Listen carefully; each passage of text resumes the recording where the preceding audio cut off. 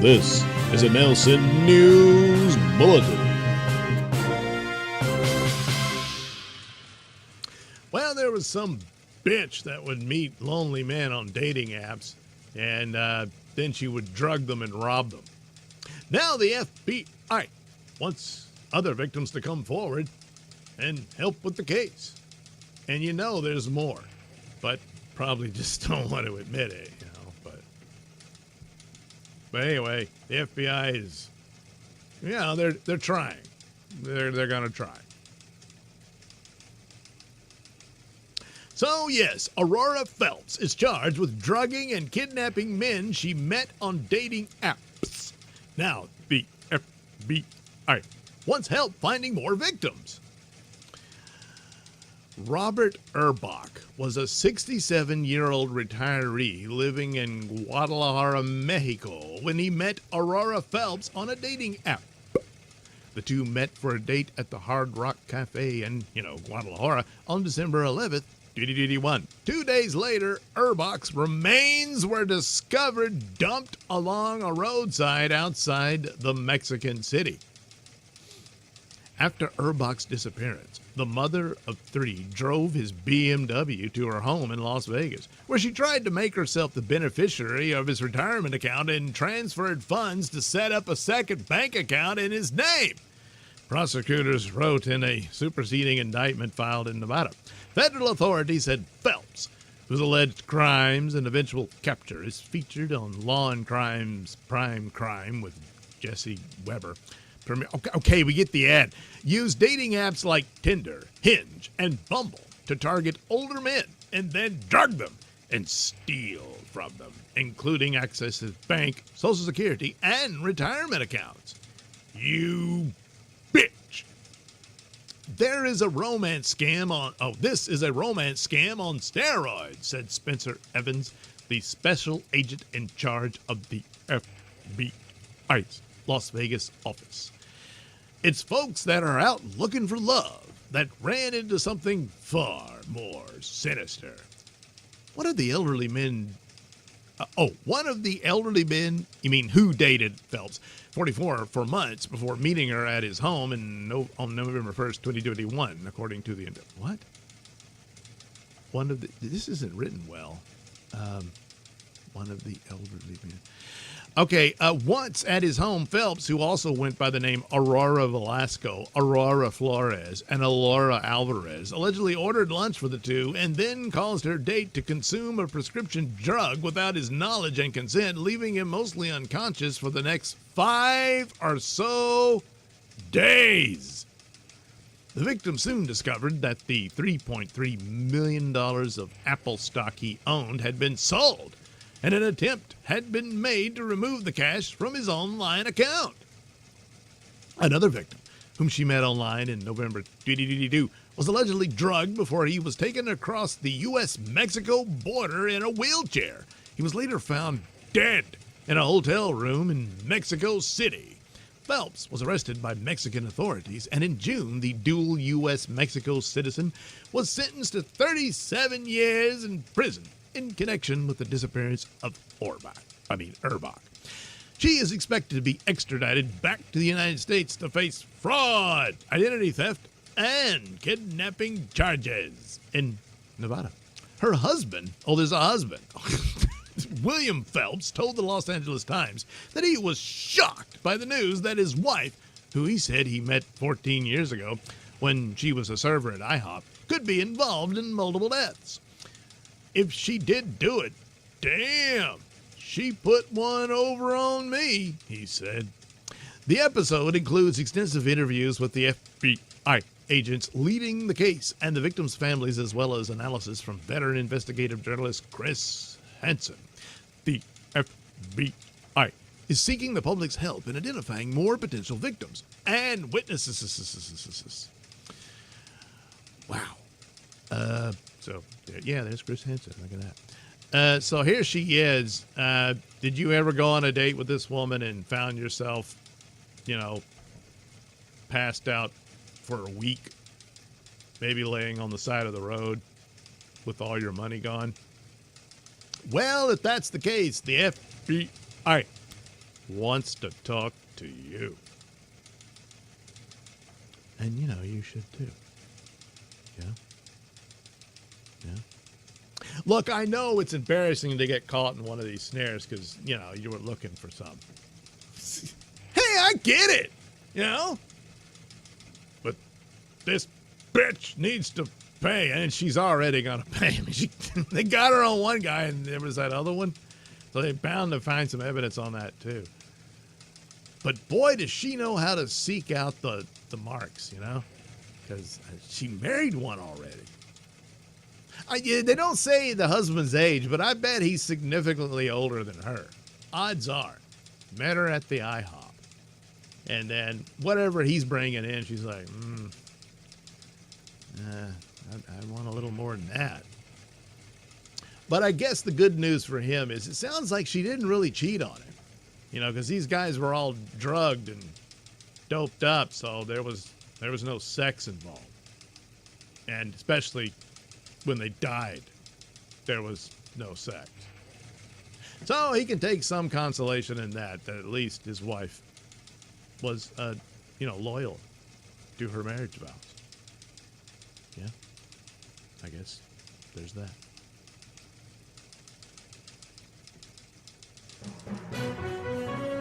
This has been a Nailsin News Bulletin.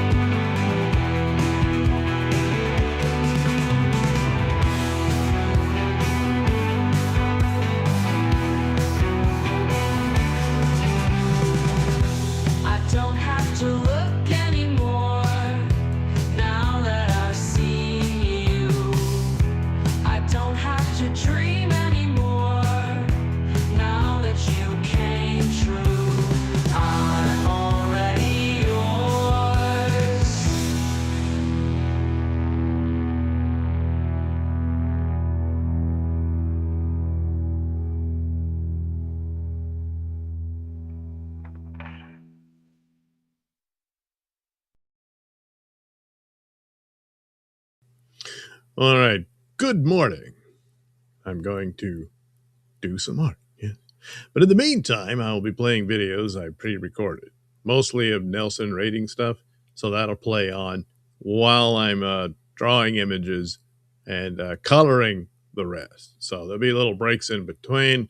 Probably when I switch over to Photoshop, I'll put another Nailsin News thing in there.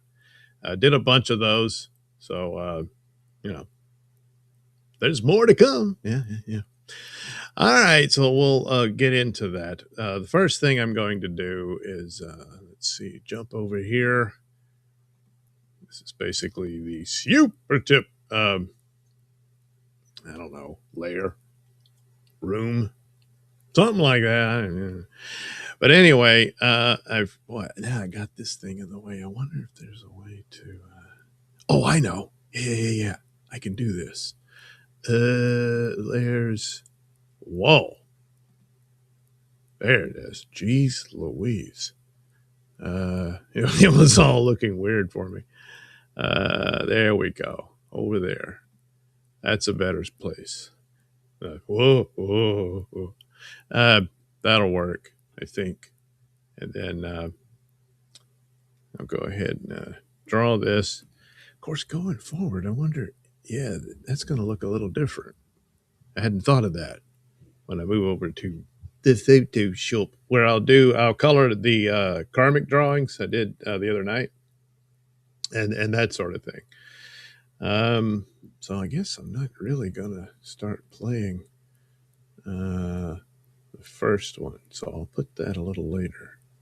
So anyway, and hopefully, if I remember, I'll also go and show off my different merch stores and all that stuff. Of course, the show is brought to you by Super Tip, but if you prefer Super Chats, all that stuff, fine. But anyway, so what I'm going to do is draw. I don't know if this will make like the third drawing or maybe fourth. I don't know. It's supposed to be Haley, so I'm going to do that. Maybe I better move this over. I might be able to get a short out of this. So if I do it just right. Maybe right about here so that the super tip thing doesn't get in the way. Anyway, a accusation was floated. It's an old familiar one, and it's sheer lunacy and born of some bizarre jealousy and psychosis, the whole 9 yards of Fuddle accusing some interest in Haley. So not a word of it's true, of course, but what do you expect? It's nothing new. But the interesting thing is it's more blatant evidence of what should be very clear to anyone paying attention of the delusions and born and fueled mostly out of just raw hatred at this point of things not going one's way. And so just being on camera with a certain personality is more than enough to go out and make defamatory accusations,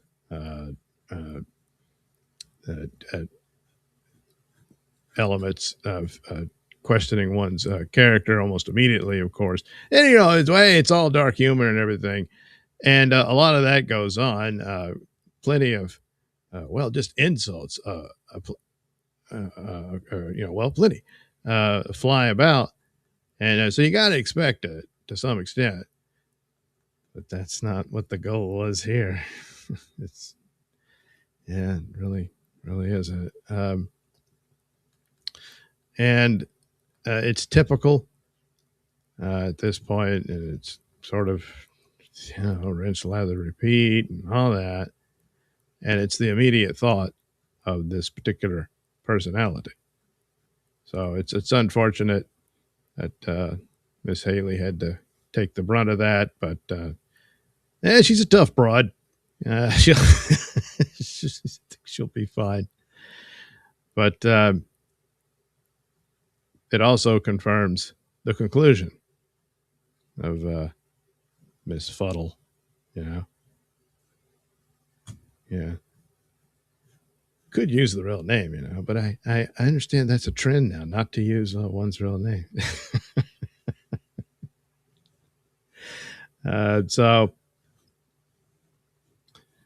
but it all it is confirmation of uh, of what one can easily surmise, even from the most uh, brief observations of the ordeal. Uh, all actual documentation and evidence is to the contrary of Fuddle's claims and has been for quite some time, and would do well to just move on from it and never attempt this at all.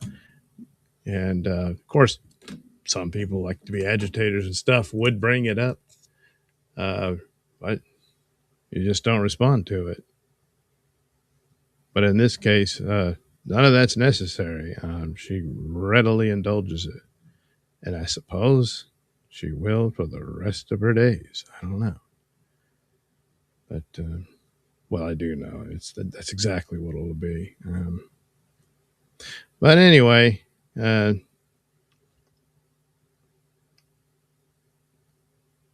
it's an opportunity to draw Haley. Yeah. So this will be a Haley image. And with Haley, of course, you do the hair, and she tends to like. I don't know if I've ever seen her do it on the other side. I think it's mostly this side. But she drapes her locks on the other this side here, and does her show. So that's the deal. Do that.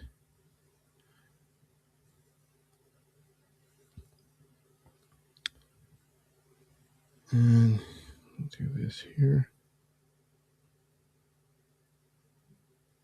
Probably got the nose completely wrong.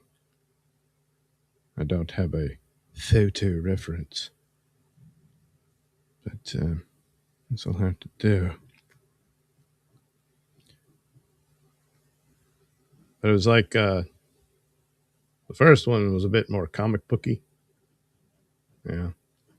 And I've used it a couple of times when I do the Rent Free in One's Head series, which has been used for multiple Dabbleverse characters. And maybe it'll be this one next time. A couple of them, because she had the headphones on. So, you just keep those there. Becomes kind of an accessory. I think she's just using earbuds now, if I remember correctly.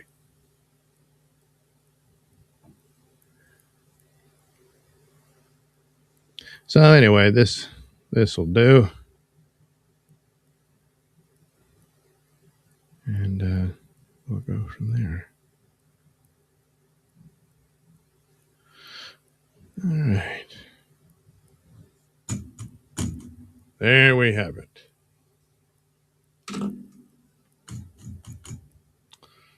Okay.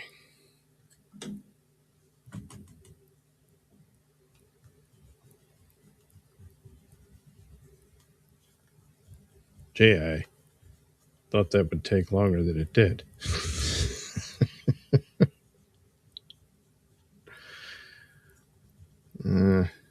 Well,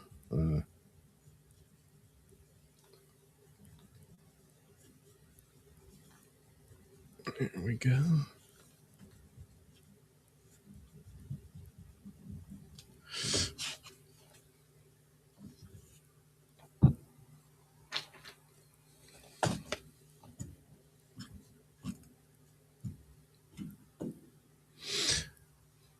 Ta-da!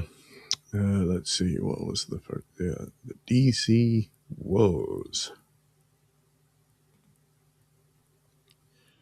There it goes. Why Guns DCU Batman still isn't cast. The merger contract explains everything. Well, all right.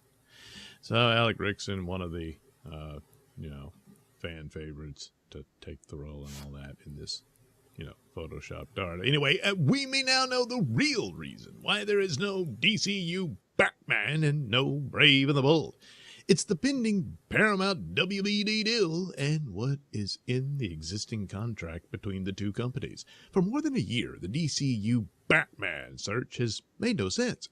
A frontrunner emerged, dropped a detective clue, that being Rickson, then walked away talking about playing somebody else. A little-known actor from Landman suddenly entered the conversation, and James Gunn keeps repeating the same line. No Batman has been cast, and the script for Brave and the Bold still isn't finished. Taken separately, every development looks random. Put the Paramount merger contract next to the timeline, and none of it looks random anymore. As Cosmic Book News reported, the merger agreement already gives Paramount veto power over DC's long-term future. More on that later. No decision exposes the power more clearly than casting Gunn's DCU Batman. Look, he makes little bat signals. He's really excited for Batman. Oh, no. Per the Hollywood Reporter, the merger agreement restricts deals involving key property IP. DC sits on the obvious short list alongside Harry Potter and Game of Thrones. Warner Brothers can continue making deals, but those agreements can only extend 2 years from the merger's closing date. Anything longer gives Paramount the first opportunity to negotiate. Bigger deals may also require Paramount's outright approval once they cross financial thresholds ranging from $30 million to $400 million, depending on the deal. Now, apply those restrictions to the biggest casting decision at DC. Casting Batman means multi-picture options. No studio hires the center of a franchise for one movie. And what actor signs up to play Batman only once? Exactly, that's what I thought. You go, oh, we're going to get Alan Rickson in there, and he's going to do a cameo in a Superman movie, and then that's it? Yeah. So how are you going to make a deal? Their best bet is, I don't know, some body double guy in shadow and in a silhouette, and you don't really know who's playing him. Yeah. And I thought the same could be true for the Clayface movie. At least have something of Batman in there, but I guess it'll be nothing. Anyway, those options would run for years, well beyond the merger's closing date plus 2 years. And here is the trap. Nobody knows when the merger will close. The trial does not begin until March 2027. Warner Brothers cannot build a long-term Batman contract around a closing date that does not exist.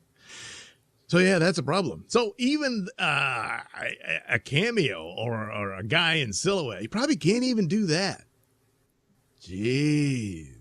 So I guess at the least, James Gunn will have his excuse. Well, you can't have a DC franchise without Batman, and I was forced to do it without him. And well, yeah, but your efforts were pretty lackluster. So that's the real reason it failed. A Superman movie should have done a lot better. Anyway, that leaves the studio with two choices. Sign a short-term deal that Paramount never sees, or sign a real franchise deal with Paramount sitting at the table. That is the entire DCU Batman search in one sentence. So, yeah, I guess if they agreed, all right, go ahead and do your Batman thing, and we'll see how that plays out. And when we come in charge, we'll continue with it, But anyway, Rickson sat as the frontrunner, dropped a detective clue, then ruled out Batman while saying he may be playing another DC character.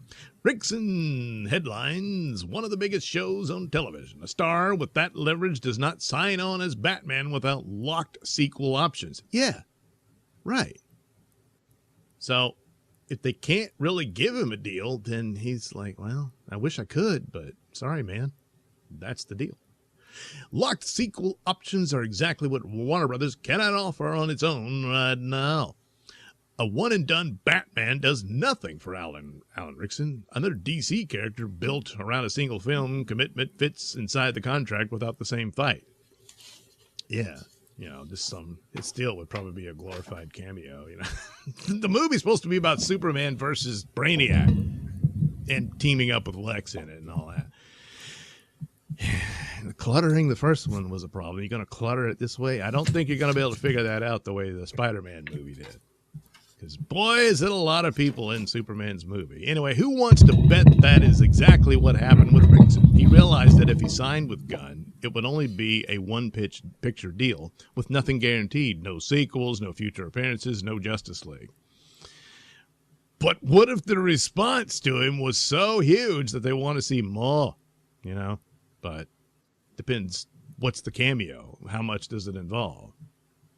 You know, so we probably made the wise choice. It's like, damn it, it would have been cool, but yeah. And look where Rickson took his long-term franchise business days later. A first look Netflix deal with a slate of features attached. Warner Brothers cannot offer that paper right now. Netflix can.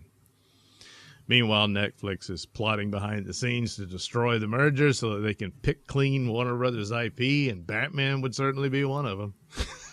So he may be Batman yet. I don't know. Then there is the Mitchell-Slaggert rumor. Why would a little known name suddenly surface for the biggest role at DC? Because an unknown actor signs the structure the studio offers, costs a fraction of an established star, and makes it easier to keep the deal below Paramount's approval thresholds. If Warner Brothers has to cast Batman under these restrictions, an unknown is the path of least Paramount? Yeah, okay. Then there are Gunn's repeated denials. No DCU Batman has been cast, he keeps saying, and there is no reason to doubt him. Gunn is not refusing to cast Batman. He cannot close a real Batman deal without Ellison's side of the table. The same side, my sources say, want Gunn and Peter Safran out. The same limbo hangs over the other Batman. The Batman Part Number 2 was pushed to February 2028. And as we exclusively reported, the delay was about Gunn, not Matt Reeves. Yeah. Here is what matters going forward. The contract does not ban long-term deals. It stops Warner Brothers from making them alone. Warner Brothers can still sign an actor to a multi-picture Batman deal, but Paramount gets a seat at the table. That changes the meaning of every major DC casting announcement made while the merger remains frozen. If a DC Batman is announced with a real multi-picture deal before the merger is resolved, that contract went through Paramount. Ellison approved it. At that point, it would not simply be Gunn's Batman. It would be the first major casting decision of the Ellison era. What's the deal structure, not the actor's name? Meanwhile, Gunn's DCU fate could be forced into court paperwork before the March trial even begins. The Batman search is not stuck because nobody wants the cowl. It is stuck because the man who has to approve DC's future does not run DC today. Well, what about that? David Ellison already has veto power over DC's future before he even owns it. And, well, this article probably discovers exactly what was discussed there. So they gotta discuss things with him before they sign on, a major IP, and that fits Batman. Any kind of Harry Potter stuff. They already got a Harry Potter series underway. So, there's that. Any future things on Game of Thrones beyond House of the Dragon and what was it, the Night of the Seven Kingdoms and stuff like that. Oh boy, they're going to have a seat at the table discussing that. However, the idea of an unknown actor coming in, I guess they could do that just for the sake of having Batman make an appearance. But that's not really going to do much for Gunn. The hope that if he, cast a popular actor like Alan Rickson in the role, would go a long way garnering buzz and reaction to it. It's still quite the Hail Mary pass. And then would there be enough interest in it for the Ellisons to think, all right, we'll extend this Gunn-verse thing? I doubt it, because Gunn just doesn't have any successes here. He really doesn't. Superman is the closest thing he's got, and that was pretty lackluster. Everything else just fell off. So, and all that's left is Clayface, which might do well. I mean, it's a cheap horror movie, so it might make its money. And then you got the Lanterns, and that's not looking great. I mean, we'll see, but oof. And then Man of Tomorrow, and then that's it. Is there tomorrow? Is there?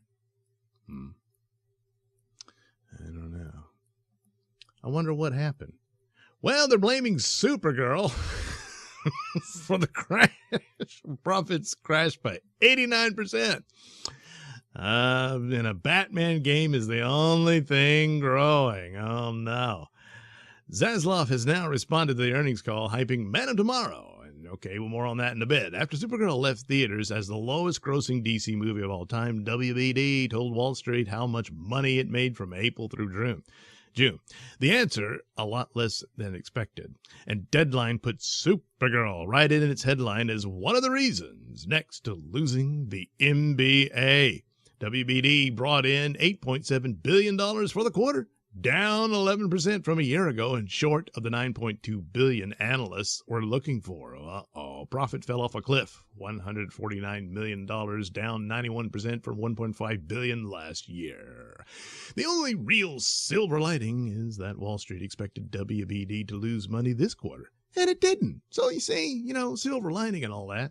The damage is concentrated exactly where you would expect. The movie and TV studio side of the company brought in $2.3 billion, down 39%. Its profit, measured by the yardstick WBD uses to grade each of its divisions, didn't just drop. It cratered 89% from $863 million a year ago to $96 million. Oh, no. Whoopsie. $96 million for the entire Warner Brothers studio operation in a quarter. That's less than the budget of a single superhero movie. Yeah, how does Safran and Gunn just doesn't survive this? Man of Tomorrow would have to be a Spider-Man level blowout. That is highly unlikely. And geez, even then they might they might get the boot. I don't know. WBD says ticket sale money dropped 46%, mostly because last year's quarter had a Minecraft movie, Sinners, and Final Destination Bloodlines, and this year's big swing was Supergirl. Yes, and those, yeah, that's Abdi and DeLuca movies, So. TV revenue also fell 45%, mostly a timing issue with WBD licensing its own shows to itself. Buried in the fine print is the word impairments. In plain English, that means WBD officially wrote down the value of at least one of its movies this quarter, an admission on paper that a film is going to lose money, with the loss booked now instead of later. Supergirl opened June 26 inside this reporting window with a $37 million start against a net $170 million price tag. WBD doesn't say which titles took the hit. Do that math, though, and the obvious candidate names itself. Deadline, for its part, is now running with the same math CBN ran this morning, noting Supergirl's $126 million worldwide finish is the lowest for any DC release since 2004's Catwoman. Jeez. Supergirl's a better movie than Catwoman. But, yeah. Here's the part that should sting in Burbank. The only thing that grew anywhere in the studio was video games, up 45% because of Lego Batman Legacy of the Dark Knight. That beat Supergirl. A Batman game is propping up Warner Brothers while the DCU still can't put a Batman movie in front of cameras. James Gunn spent last summer pointing at Batman's absence to explain Superman's box office, and has spent this summer insisting the DCU Batman isn't even cast. His own company's earnings just made his argument for him. Well, yet there is a point to that. It pains to admit it, Superman created the superhero genre, really. He certainly created DC Comics. But Batman long ago surpassed him as the big star. And you're going to do this shared DC universe entity without Batman. It's not going to work. Yeah. Now, I still say a solid Superman movie would have done a lot better, and it would have been much cheaper to do it with just Superman. and the Superman cast. Sure, Lex Luthor can be in there. I know he's his main villain, but he's also kind of a cast member of the ongoing Superman story. And then maybe you had another villain. Maybe Brainiac could have been in the first one, what have you. But all the Justice League characters and all that stuff, and it just, no. It's just like our first movie will be a DCU episode.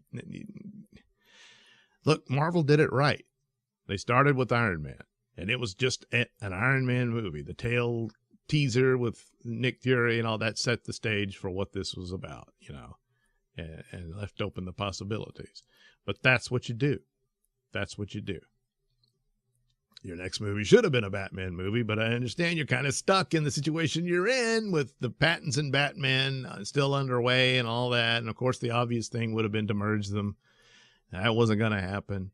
So these are factors that are not James Gunn's fault.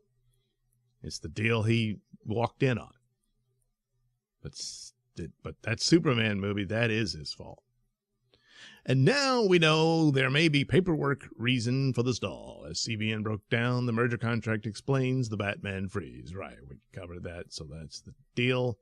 The bright spot was streaming. HBO Max and the streaming side brought in $3.1 billion, up 10%. Wow. And turned a $512 million profit, up 75%, as HBO Max keeps rolling out in new countries, with Deadline creating Euphoria, House of the Dragon, Hacks, and The Pit. Quick refresher on why that matters. Pug. That's with a P. News. News' William D. Cohan reported this week that if the Ellison deal dies, David Zaslav's backup plan is to chop WBD in two. Yeah, that was the original plan. And when Netflix was coming in, that was tailor-made for them. So Zaslav keeps the movies in streaming half, and the cable channels go off on their own. Right. When Paramount came in and won the merger war, and they won it, this should be over. But political shenanigans coming in, desperate to save CNN and keep it a propaganda machine for the left, is the only reason this thing is going to court and all that. And there really should be consequences for that kind of abuse of power, but dream on. But nevertheless, that's the case. If this is successful in breaking up the merger, then this is exactly what will happen. The original plan. You split it up, the streaming, but what IP would he have? Because this is going to be a fire sale now. The original plan would create two different companies. Netflix would buy the movies and streaming half. And I'm sure Zaslav was going to have a much favorable package deal. In that, because he seemed really gung-ho for the Netflix deal, more so than Paramount. But nevertheless, so it defaults back to this, but it's not going to go as well as originally, because other vultures will come in and pick off the IP. But if Netflix can gobble up the best of them, then they win, of course. So, yeah, it would just be the individual IP. There's no Warner Brothers in this scenario. This quarter is a preview of what Zaslav's half would look like. A streaming business finally making real money, chained to a film studio that Supergirl helped drag down to a $96 million quarter. Yeah, but, I mean, so Supergirl will do better on HBO Max? You think? The rest of the bad news is basketball shaped. WBD lost the NBA to NBC, and it shows. Advertising money fell 22% overall on the channel. Cable channels revenue slid 17% to $4 billion. In a split up world, that becomes the cable company's problem, not Zaslav's. Yeah, you just cut it off. And who cares? And so that's what he does, Doesn't really fix it or anything, but and it dies. That's the deal. But the streaming, it goes back, they had recent opening in new countries, so it became available, so you gained new subscribers, and I guess these are their popular shows on there that has metrics within the subscription balance of the viewing. So that's the main thing. Does that maintain? Does it grow beyond that? I don't think so. That's usually what it is. It becomes stagnant. And then it's like, well, these shows are doing really well on it. It's like, you mean it gets more views of the base you already have. So you're making the same amount of money you didn't grow. You grew at one point because you opened to new countries. They didn't have access to it. Now they do. It's more of circumstance than quality of shows. All of it lands with the $110 billion Paramount deal stuck in court. 12 state attorneys general and the Writers Guild, those bastards, are suing to block the merger. They're really doing themselves in. It's amazing. So David Ellison says he's absolutely open to settling the case while insisting Paramount will win if it goes to trial. Yes, by the law, by the facts. Of course they would win.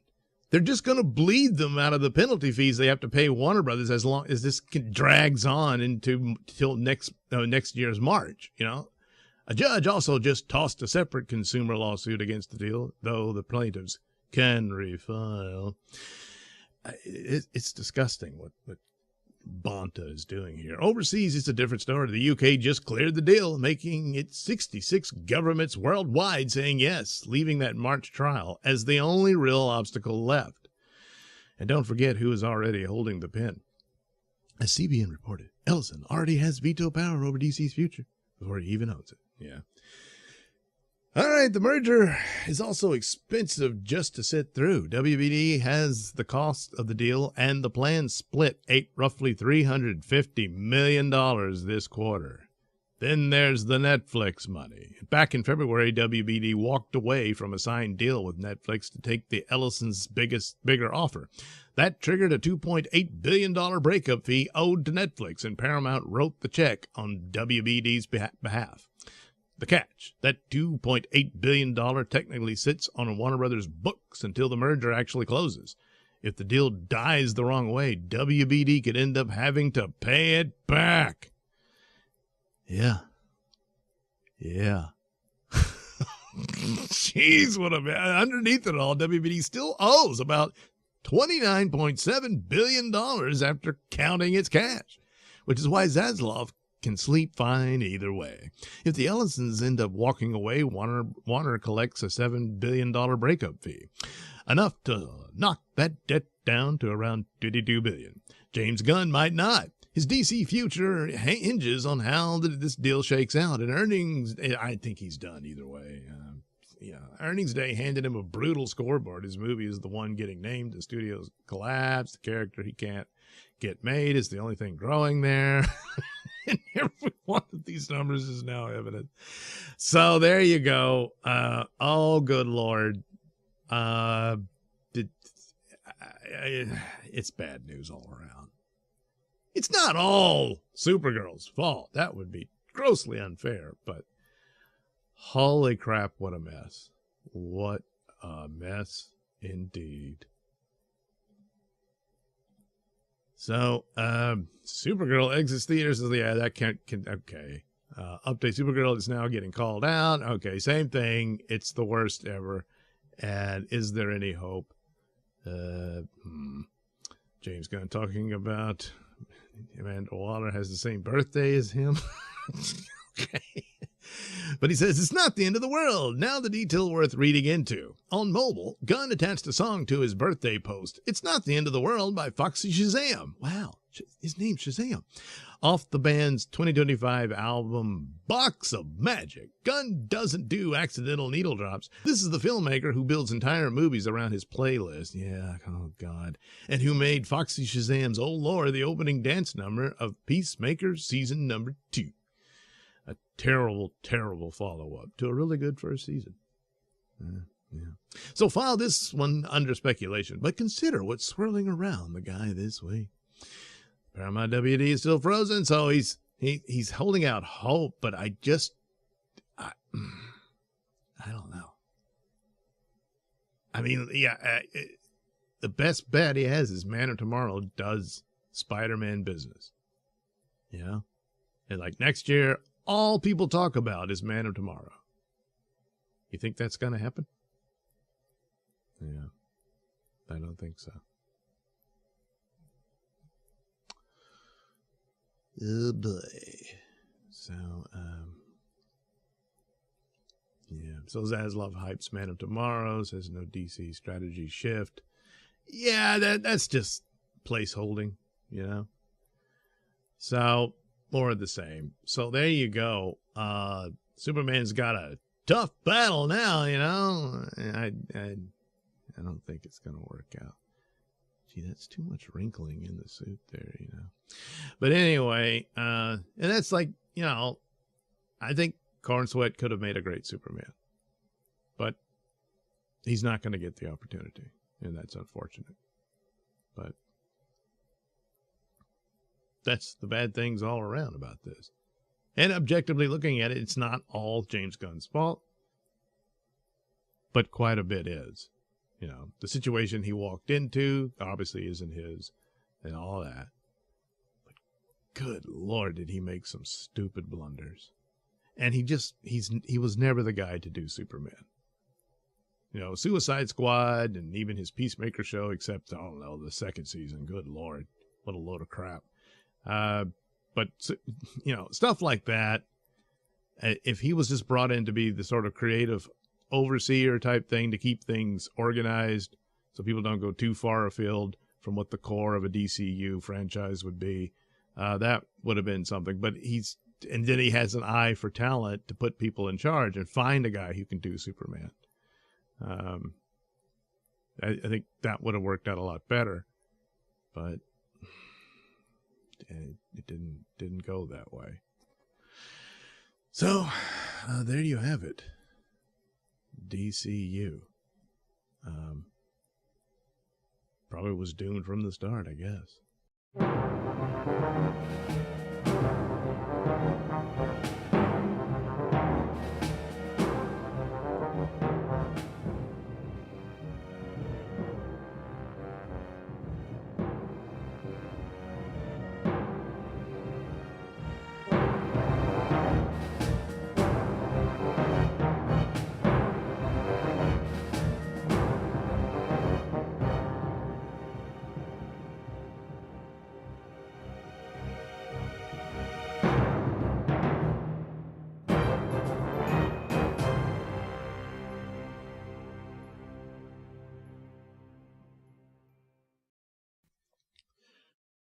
Why Gunn's DCU Batman still isn't cast? The merger contract explained.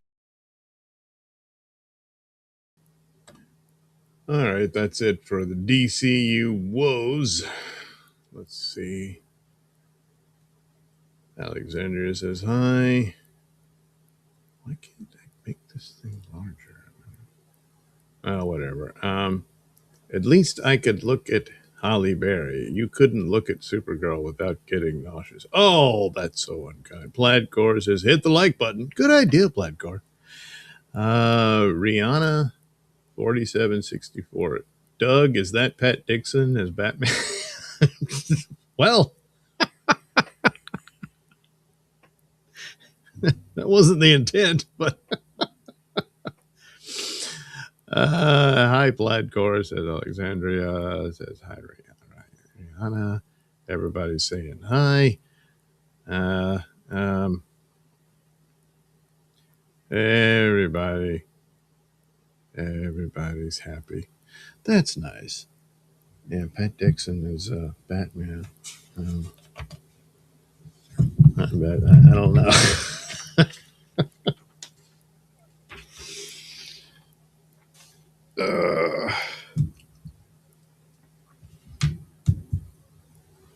Let's see. Could do that. He's the hero we need for the era we're in. Well, let's see. We'll jump onto this story. Say, if the DCU does indeed suddenly collapse into ruin, what can take its place? Well, there's a certain fandom out there that's very clear on the matter. Of course, Zack Snyder's been teasing an awful lot of DCEU imagery along with his other movies, but that one in particular, boy, gets a lot of attention, doesn't it? And then he had that little get together with Frank Miller talking about The Dark Knight Returns and everything. Oh boy, everyone got excited, you know. So what's he up to? Well, Zack Snyder posts from the Warner Brothers lot set to a song called Home. So there he is. There's the water tower, you know. Zack Snyder is at Warner Brothers, not metaphorically, physically on the lot posting about it. The director shared a selfie in front of the iconic WB water tower, writing that he's hanging out with a bunch of amazing people today down at the WB. The post pulled over 14,000 likes in its first hour, and it's set to a song called Home. Recall back in May, Snyder did something similar at the Paramount lot. He played Home there too? I don't think so. But for a long time, Warner Brothers was his home, you know.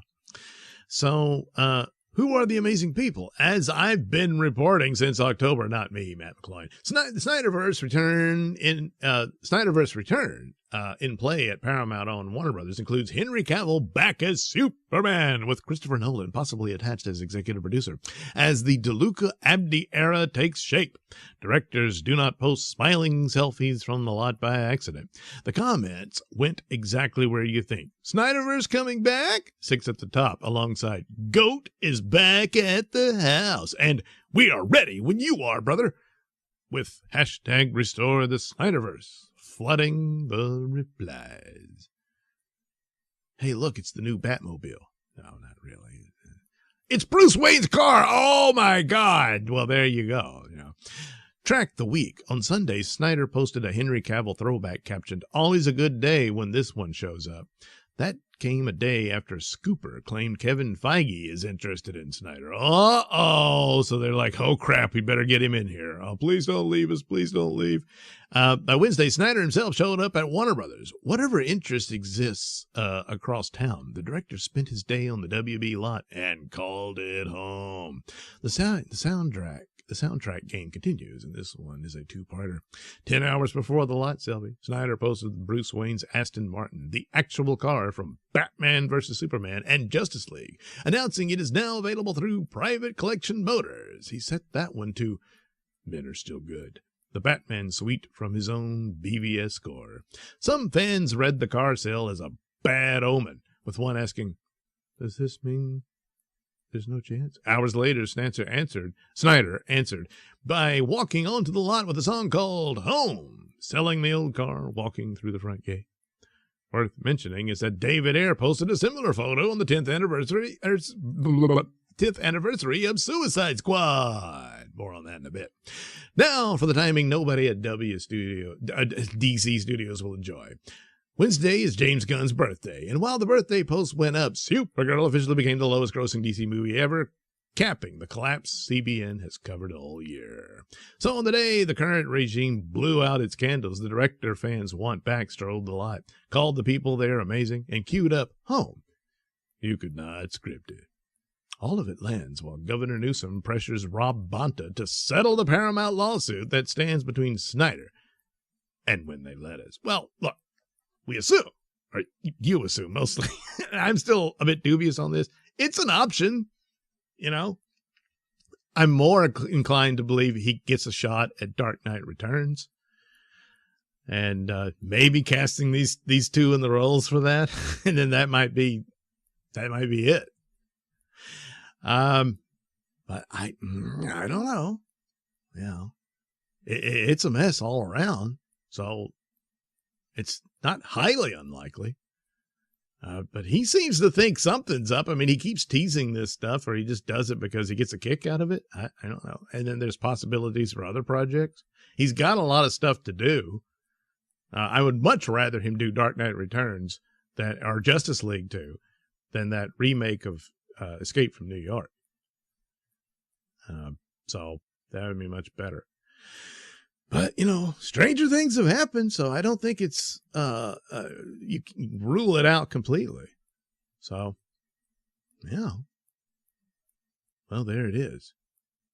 But, they mentioned David Ayer. What's that about? Well, looky here. David Ayer posts from the Warner Brothers lot. Did they show up together?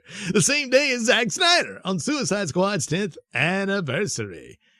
See, he's trying to make a bird-shaped shadow on Margot Robbie's forehead. I don't know if it worked out, but anyway. First Zack Snyder, now David Ayer. On the same day, Snyder posted a selfie from the Warner Brothers lot set to a song called Home. Ayer shared his own shot from the lot on his Instagram story. The same Warner Brothers water tower. You think it's the same one? Oh, yeah. This time in black and white.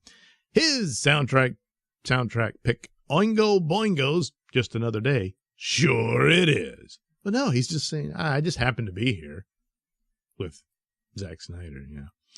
The song title game now has 2 players. Snyder stood under that tower and queued up Home while calling the people on the lot amazing. Ayer followed with the same tower and a deadpan wink of a title on a day that is anything but just another day for him. Thursday marks the 10-year anniversary of the release of Ayer's Suicide Squad. Well, not really. It was the studio's release. We never seen his cut. And the director celebrated on X with something fans have never seen. 10 years already. Incredible, wrote Ayer, posting a raw footage frame of Margot Robbie's Harley Quinn and Karen Fukuhara's Katana from the dailies. The hashtag release the Ayer cut faithful have been loud all week, including in the comments of Snyder's own post, asking him to back the cause for the anniversary. Fun fact, Ayer's Suicide Squad in dollars today is a $1 billion movie. Here is why the Ayer cut matters to the bigger picture. Ayer's original version of Suicide Squad famously ended with Zack Snyder's Steppenwolf and more, tying the film directly into Snyder's universe before the theatrical version stripped it out. Did they actually shoot that? I know that was the original plan. And I think even the mother box played a role, in which it would with Steppenwolf. But that Steppenwolf was the one, pulling the puppet strings of the Enchantress and all that. And so, yeah, it made it more connected. The mother box was supposed to have something of an appearance in Wonder Woman, and they cut that out. That was shot, the deleted scene. I saw that. But why they did that, I don't know. You're trying to make this connected universe, and that would work. But I guess they were already deciding to get out of the Snyder business, and maybe that's why they did it. I don't know. But they still did the Joss Whedon Justice League, and it still involved the mother box. So weird. So I don't know. But that original plot, and they could have involved the Joker stealing the mother box. I thought that would have made a much better plot there, where the Joker is kind of the villain, and then the Enchantress becomes the tool of Steppenwolf, and that you can still pretty much have the same movie. But it would have been it's too much like the animated Suicide Squad movie they did, where Batman was in disguise as one of the villains. And at the end, it's revealed that it's him, And they could have done similar to that, because they had Ben Affleck there as Batman, but only in a couple of cameos. But they could have used that time like that in a body doubles playing one of the other villains, but it's really Batman. You own everything. You still could have done it. It's your own version of it, a different plot and everything, but still. That would have been much better. Really cool. But I don't know. It didn't work out that way. The Ayer cut was never just its own cause. It's a missing piece of the Snyderverse. And Snyder himself invoked Steppenwolf just weeks ago, teasing Hope Rises with Black Suit Superman. But I think Snyder had a problem with Steppenwolf being in Suicide Squad, even though arguably it wouldn't really interfere with his Justice League. So maybe that's caused a problem. I don't know. But anyway, Ayer has legitimate business at Warner Brothers these days. He's on board WB's American Blues series as director and executive producer. But posting the water tower with a wink of a song title the same day when Snyder did the same on this anniversary while dropping unseen Suicide Squad footage across town on X, that is a man who knows exactly what week it is. 2 directors whose cuts were taken away. 1 lot. 2 days. and every path to restoring any of its runs through the same courtroom, where Governor Newsom is pressuring Bob Bunte to settle the Paramount lawsuit. Yeah, because at this point, Paramount's like, we need to move. It still might happen because it's probably the best thing they could do. And Newsom's like, happen. We can't lose any more business. So check back because this one is developing. Yeah, there's always a to be continued with this story. And yeah, look, admittedly, it's extremely curious, Oh, well, good luck with all that.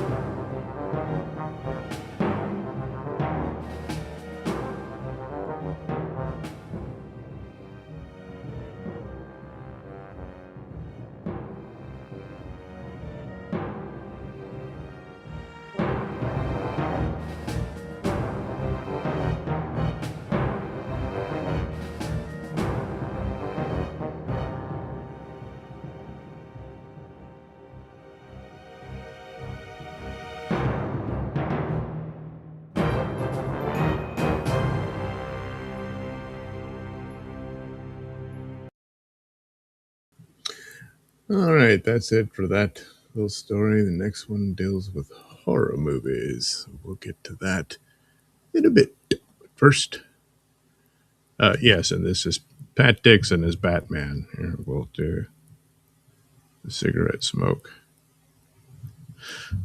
So there we go. Of course, I think the Adam West Batman look. It's the only way to go for a comedian, There we go. Let's see here. That's where the Animaniacs live. Oh, at the WB lot? Yeah. Alexandria. I've got to go, unfortunately. Sorry, bye. That's too bad. I guess you're already gone. But thanks for coming by, Alexandria. Still haven't gotten to the main course of the show. Oh, well, these things happen. So I add some of this for the background. Anyway, there we go. Patman.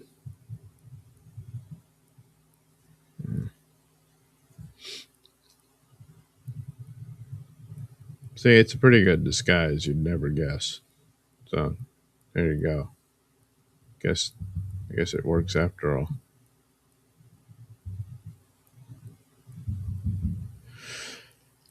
Da-da-da.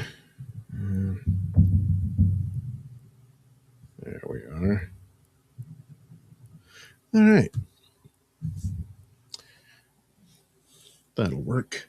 That'll work. Yeah. Get a little sippy. Ah, yes. And then let's see here. Okay, the first one, I forget how long this one lasts. Might not be long enough. Oh, well, I'll figure it out.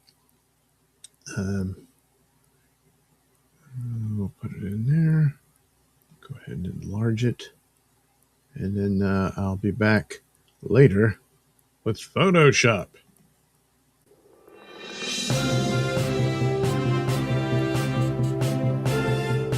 This is a Nailsin News Bulletin.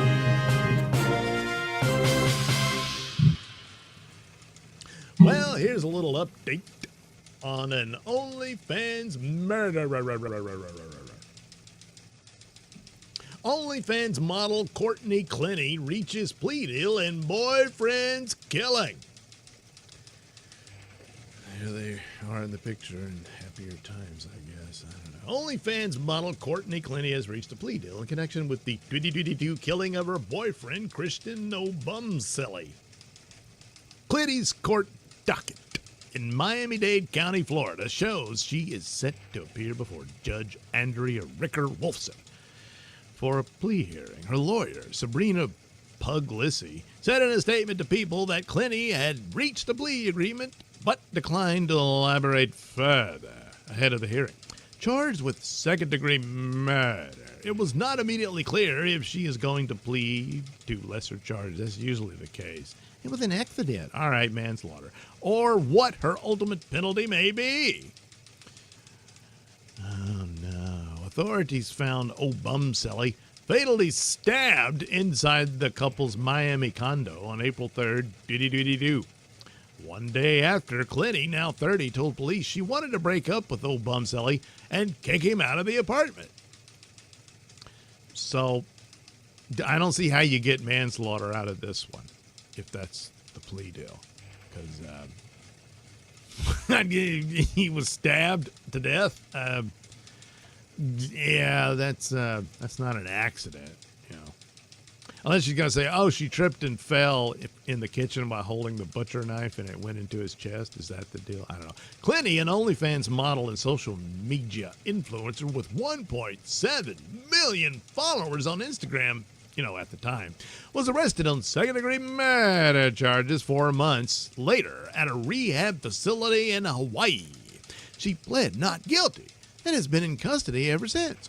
She claimed the killing was done in self-defense. Okay. And her legal team was seeking to introduce exhibits at trial they said proved Obumselly was abusive towards her, something Obumselly's family denied.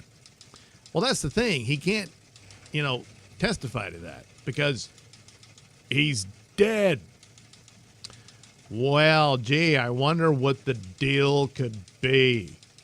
If they tried to see, but it wouldn't be new. It isn't the first time, you know, they slap a manslaughter charge on something that's just flat out murder. Now, she says it was self-defense. Well, then you plead self-defense. You know, as I had no choice, so then it becomes justifiable homicide. He was coming at her, and she was like, stop, stop, stop, and he keeps coming, and so she grabs a knife and I don't know what the wounds were, jabs it into his chest, slits his throat. But if he's like asleep in bed, and you know, something like that, there's no manslaughter here. Yeah. But she's agreeing to the deal. So, but then again, I guess it could be the thing, like she's been stewing in jail since she's been arrested and charged. So it's like, hey, you had enough, huh? All right, I'll take a plea. But still, I don't know. But, well, that's just a brief update. I thought it was a full one. We still don't know what she gets. So maybe I'll have to take another look at that and see, what's your excuse for letting this one go? You know, I mean, she might do, what, 3 or 4 years, if that. And then she's already done time, so they might credit that to time served, so she might do a year for murder. Yeah. And then she can go back to her career as OnlyFans model. You know, there's plenty who will flock to that. It's a sick, sad world. What can you say? This has been a Nailsin News Bulletin. Doug, to call that bitch a whore would be an insult to whores.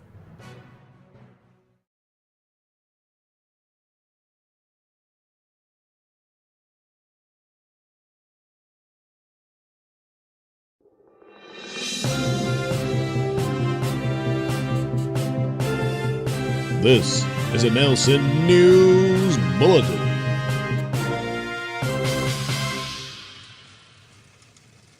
These days, one can't help but think there's a serious crisis of infantilized adults running around.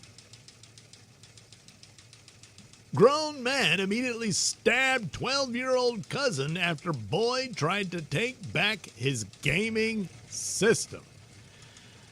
And boy, the expression on the guy's face in this mugshot just speaks volumes. Yeah.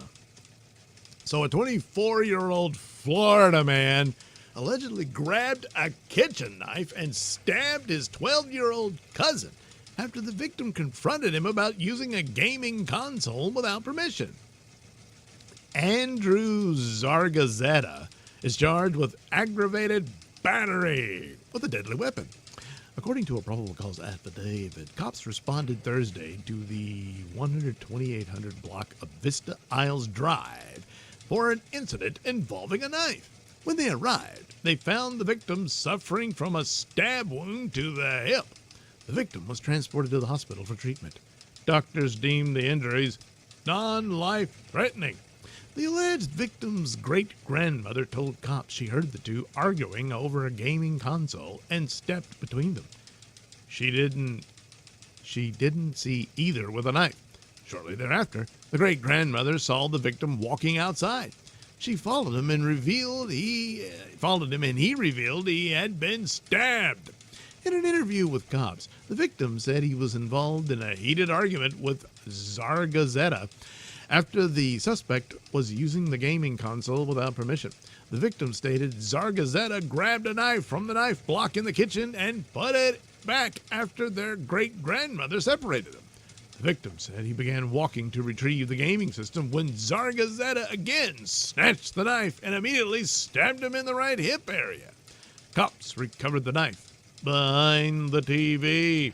Zargazetta made a statement to police, but it was redacted from the affidavit. Officers arrested him and booked him into the Broward County Jail on $20,000 bond. He's still there because he's broke. He's a pathetic worm of a man. Probably unemployed, more than likely. Stealing from a child. Just that alone, should get him locked up. At least then he'll have a place of his own, But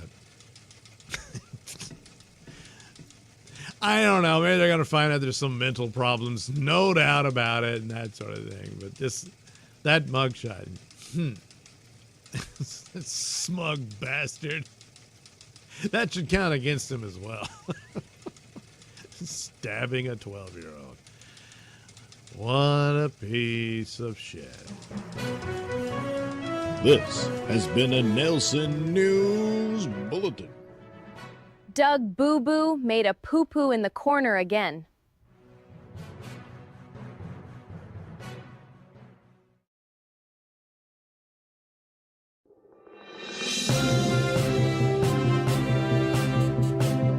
This is a Nailsin News Bulletin. Tracking front runner, and it's slowly losing his lead. Well, days, look, one can't help to tell you the think truth, there's this a is the serious first I heard crisis there of was another infantilized Insidious adults movie. running around. I mean, I probably did hear about it and then probably forgot. Grown but either man way, immediately stabbed 12-year-old cousin after boy okay. tried to take back his by the gaming raw system. numbers. Insidious. Out of the further. And boy, is the the expression on the guy's And face in this trend line mugshot is the reason just to watch speaks its back. volumes. The Quorum's new 8-week tracking So a chart 24-year-old published Florida man That's allegedly the- grabbed a has Sony kitchen knife. sick.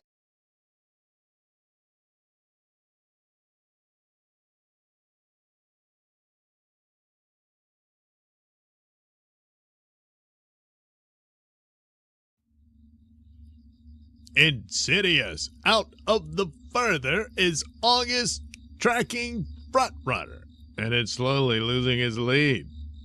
Well, look, to tell you the truth, this is the first I heard there was another Insidious movie.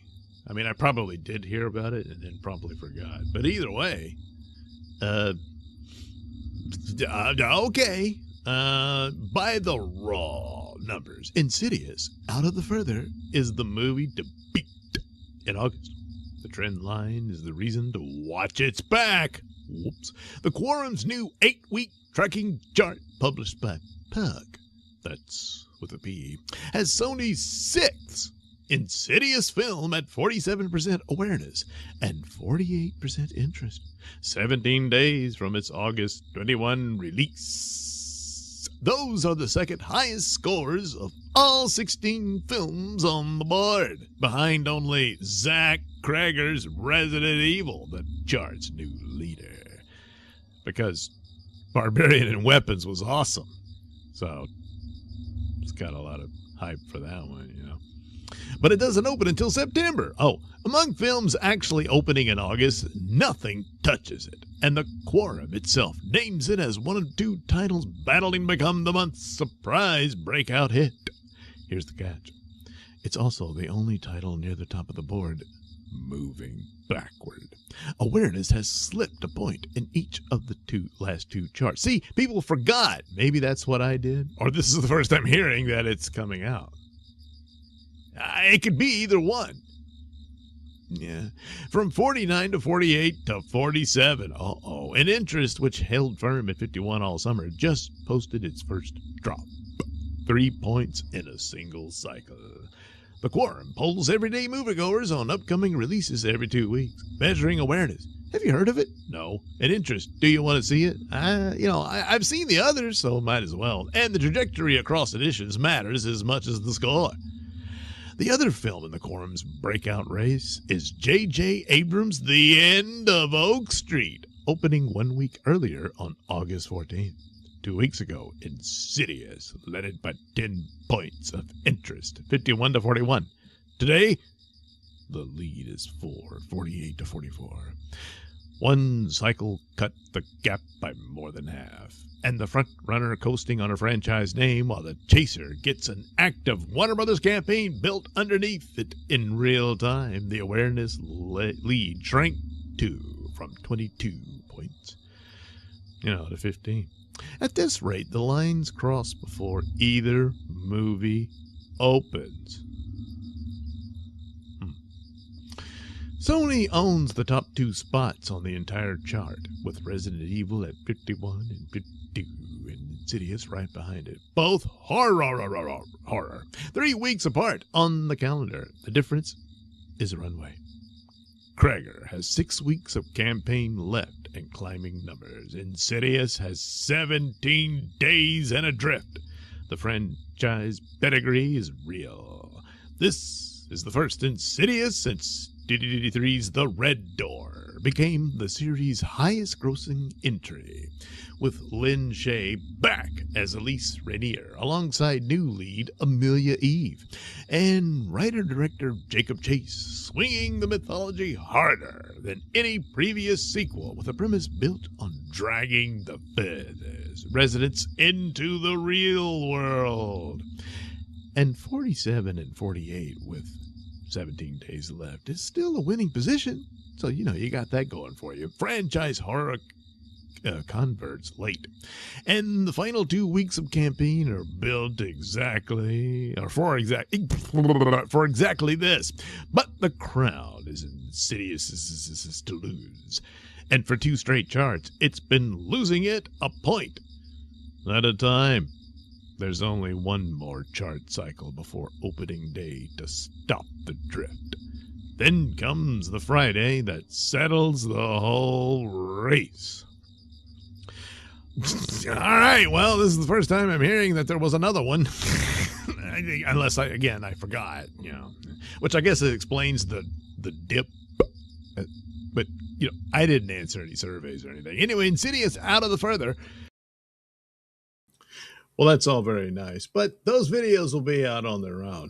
Jeez, I thought this would just fly by, But I was wrong. Plaid Cord says, what a cuckoo broad. Oh, yes. The gash pass. Well, not to be crass. Giggle. Hey, Doug, do you think if Fauci got away, or did he get away with this? So far, that's one of the legal questions. He shouldn't have had that available to him as he was pardoned. Yeah, but he's not in a courtroom. He's in the congressional, so I guess they don't really have the powers to compel in that matter. I mean, I would see it as a violation because you're sworn in to give testimony and you can be charged certainly with contempt, which they did. They found him in contempt of Congress and that sort of thing. Now, Normally, nothing really comes of that, but you know, when you're pro, Trump or what have you, you go to jail when they find you in contempt. So they could do that, but is it going to happen? You wouldn't stay long though. But what then? He's going to get away with it. Yeah. I mean, I suppose people could mount civil cases, for the damage is done to loved ones and whatnot. But that would be a long-winded thing, and then to put him directly towards that might be a difficult thing to pull off. So, it's all very sad and lacking in justice. But yeah. All right, let's color karmic here. So, did these drawings the other night, and let's see, we'll do these like for, I don't know, some of to give the element of shine. Oops, nope, that's not gonna work. All right. See? Do you see? So, there we go. Alrighty. Whoop, whoop, whoop, whoop, whoop.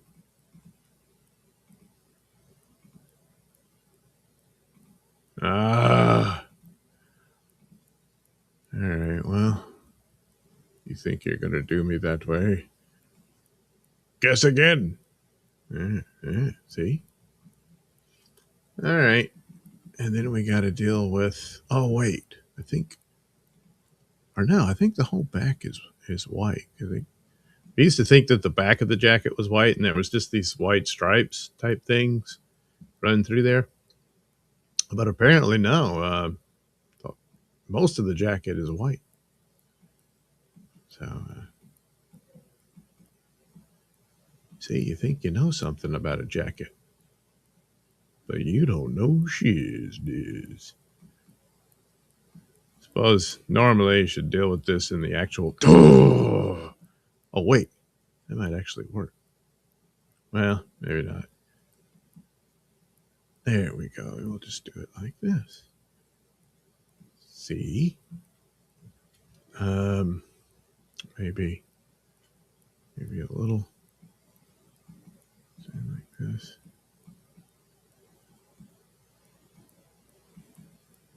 There we go. All right. Bloop, bloop, bloop, bloop, bloop. Maybe something like this.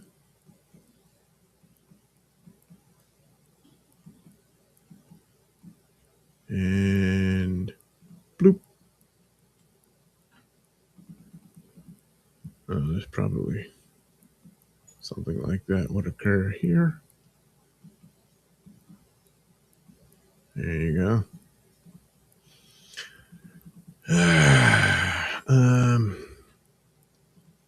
Geez, I got to do this for all the others too. Damn it, why didn't I just do this in the original drawing? I don't know. I wasn't thinking.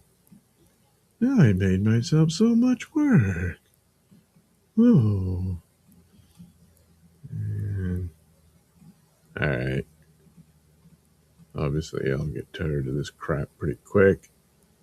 And then maybe something like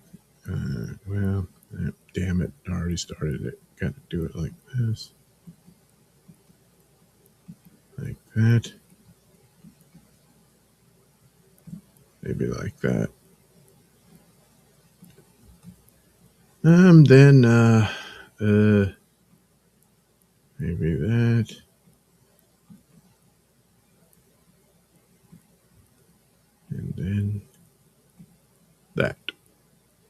Let's see how that works out.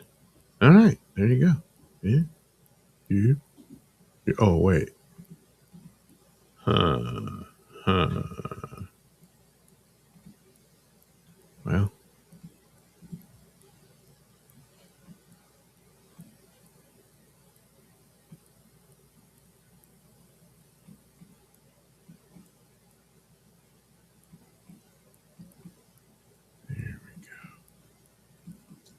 the edge of the collar.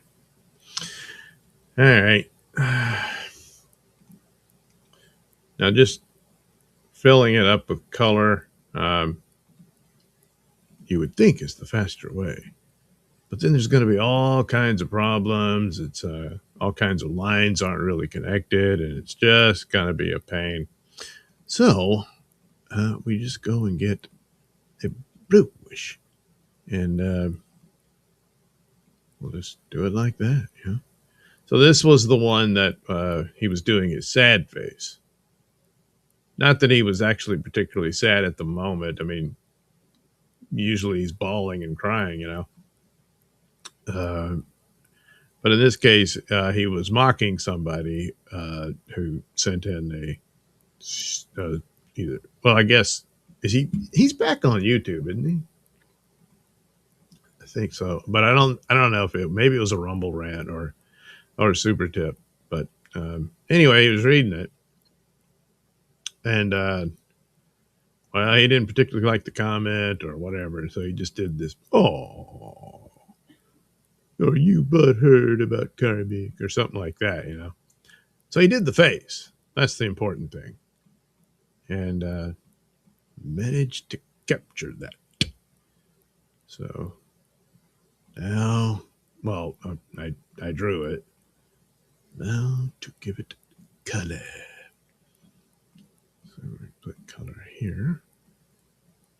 There is color on the ears. And here. That.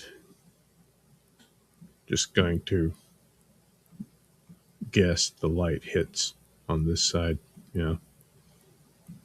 But then it hits on this side too. Well, yeah, it's fine. It's perfectly fine.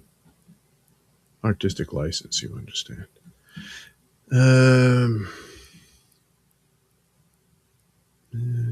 Might add some here.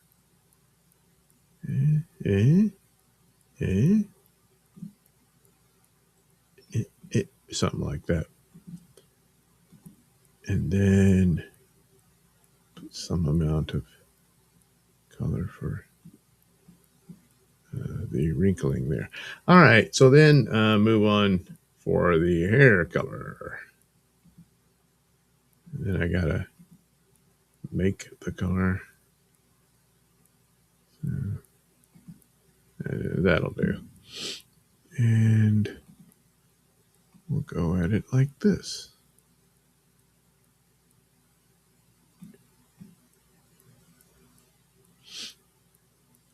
There we are.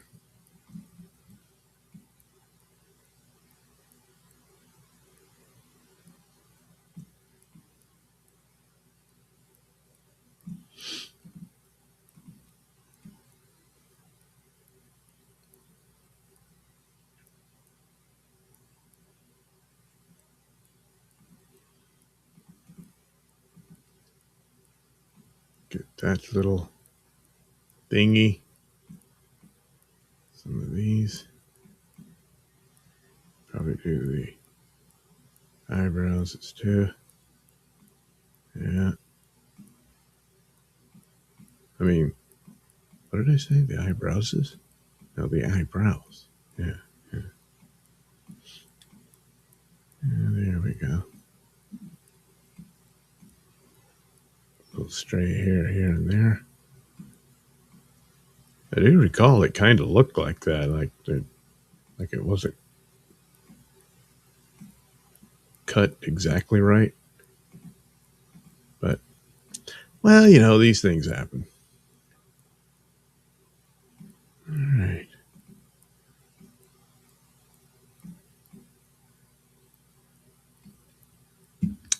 All right, now put some blue to his eyes there. Might want to zoom in on that one. It's a little too big. There we go.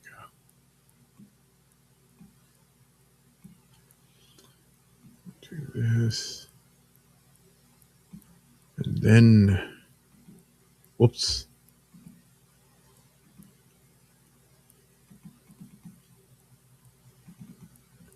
There we go.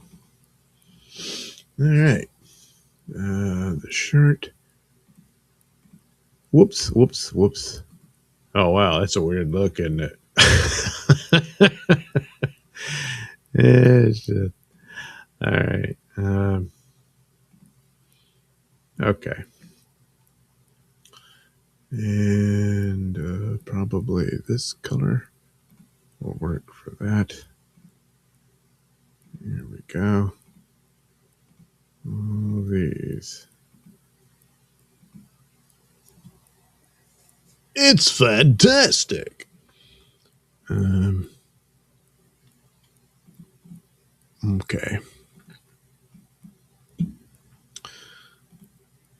So now clean up some of this here. See, it's like the powder of the makeup got on his shirt, and we just can't have that. Take care of that, that, and that. This too. Yeah.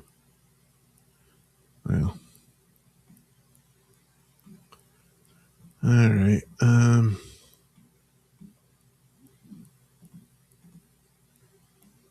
There we go.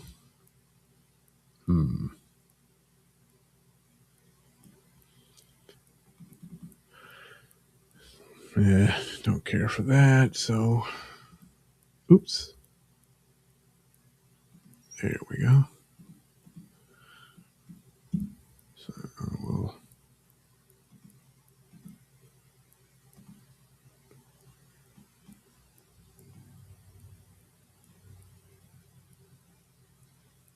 there we are. A nice, I think. All right.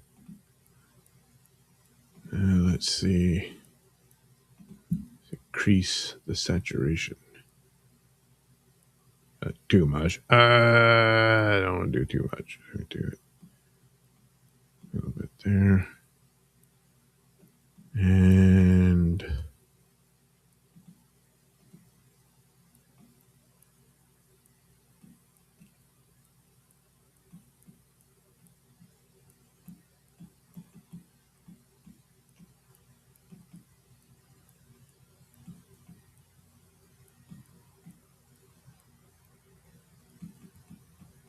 there we go. But it's, it's very much like a clown-like expression, like a mime or something. Yeah, because essentially that's what he was doing. Yeah,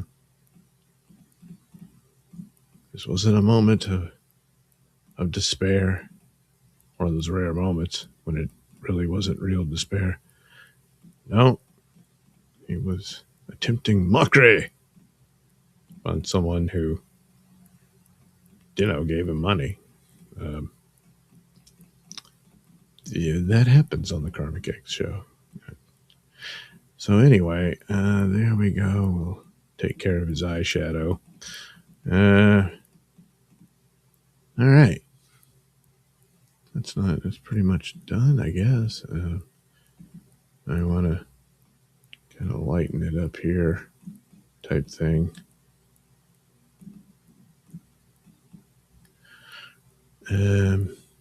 One thing was the haircut, like it went a little too, kind of buzzy there. And I don't know that was the intention. And then like the sideburns were still very much there, but I don't know. If that's the haircut he wants, then damn it, he can have it.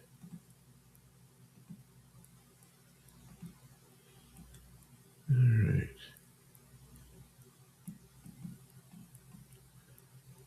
All right. Sad karmic. So then we have, oh yeah, that's right. He had this some sort of wound, injury on the cheek. There, we'll do it like that. He claims this is a reaction to a pizza. Well, who am I to say? I wasn't there. I most certainly wasn't. So you got to go with that. Come here. All right. So, well, there we go. Like so. Ear.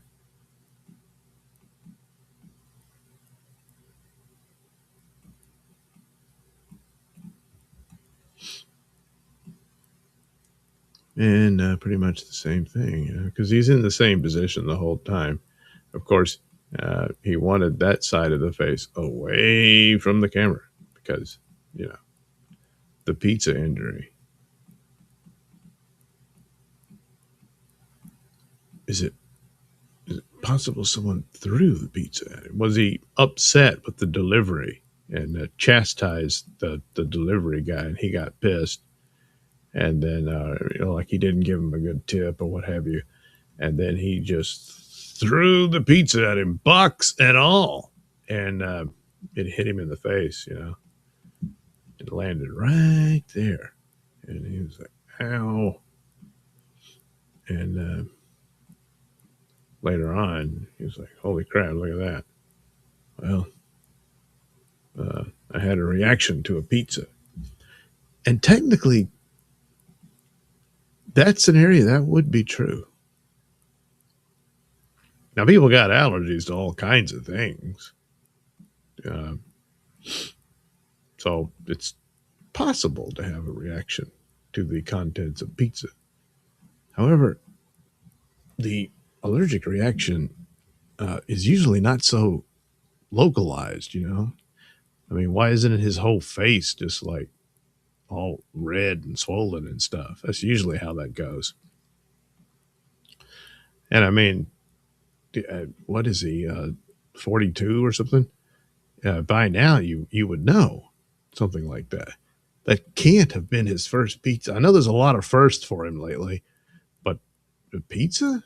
I mean, I didn't know I had an allergy to pizza. Oh. And then, well, this is how he learned. He had an allergy to pizza. That makes his left cheek get all red and swollen or something. I don't know. But anyway, I guess that's the story. Well, I don't know what else to say about it. All right, so I got to do this thing again. Let's see here.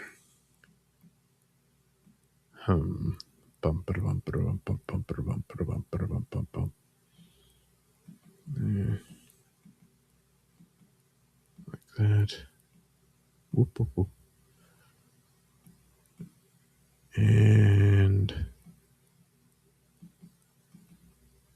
there we go. Dun, dun, dun, dun. All right, then. That works.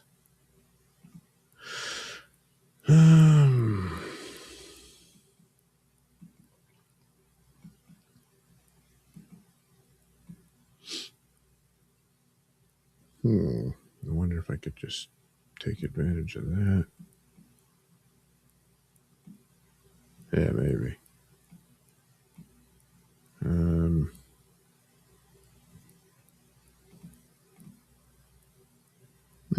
Yeah, that'll work.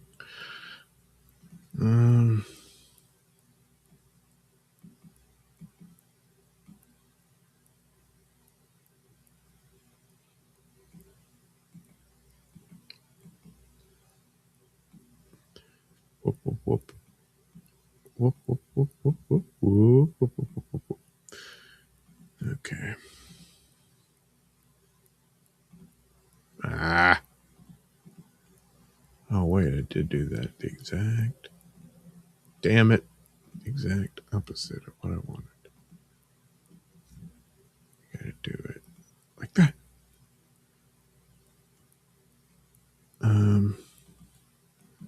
There it is.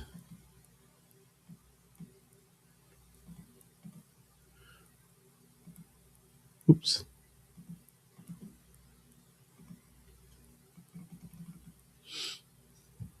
Okie dokie. And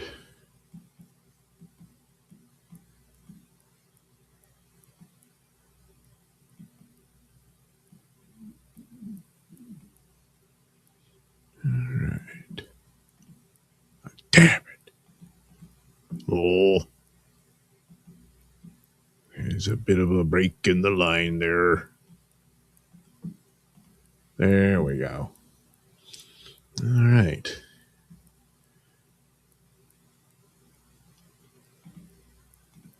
Oops. Wow. Wow. That's well, it's weird. But why is it doing it like, oh, it's got there's a line here somewhere. Oh yeah, okay. Yeah, the old t-shirt's getting a little threadbare. Oh no. There, need to close that up. Stitch in some other material.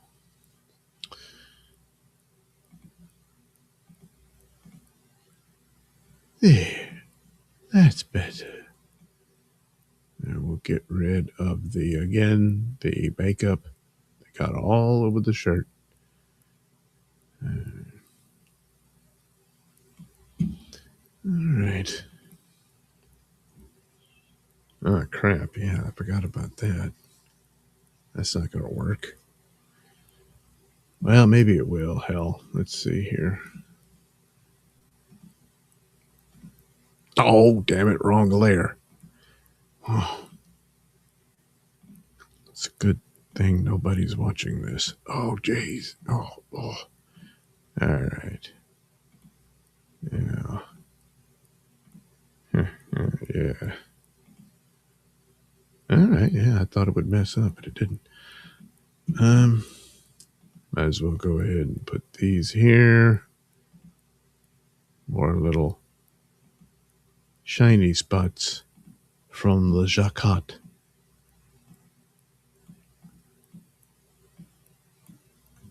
Yeah. All right, that's enough of that crap. We're gonna do it like that. And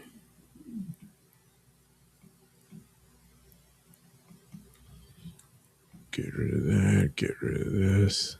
Goodbye. So long. Oh yeah.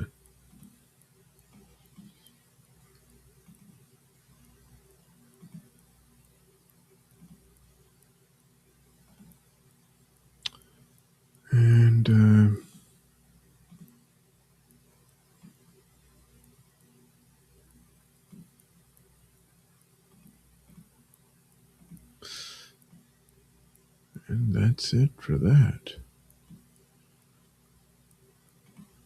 Still got to clean up some of this here.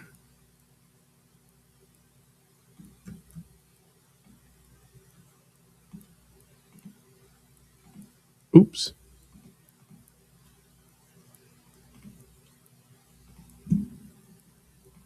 There we go.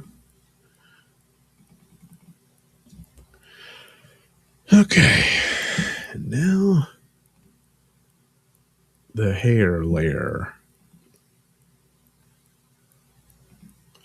Whoops, probably a little too much. Back to below. And decrease opacity. And get a brush. And we're good to go.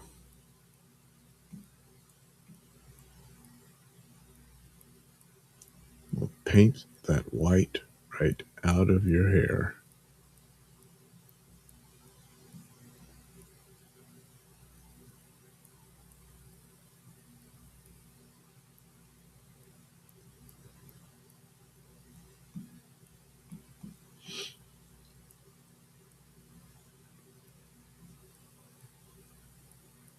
There we are.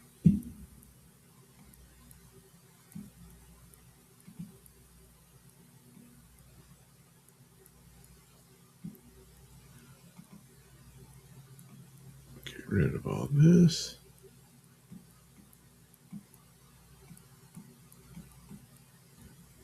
Yeah. And then, of course, the eye. Oh, wrong color. This one. Yeah. Damn it. Um,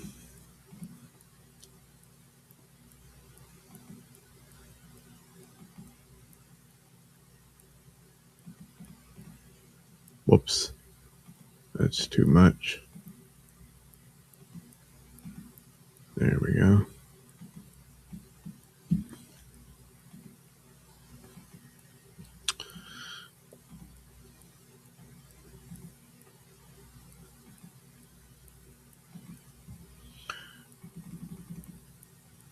All right. Moving right along. Bloop.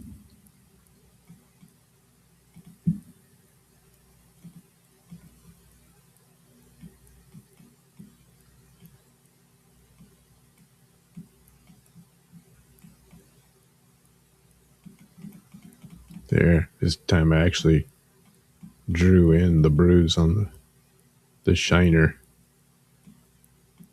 The shiner. Oh, red rum, red rum. Oh, no.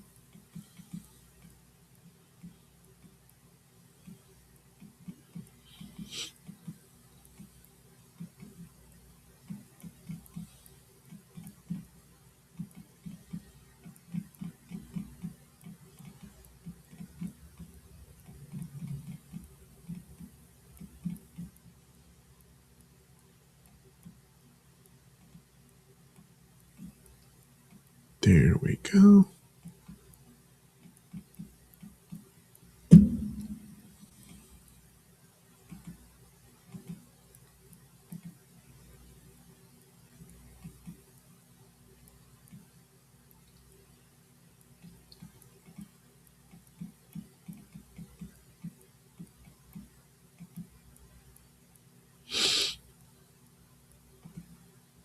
Ta-da.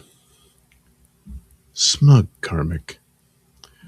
And now, the best of the batch.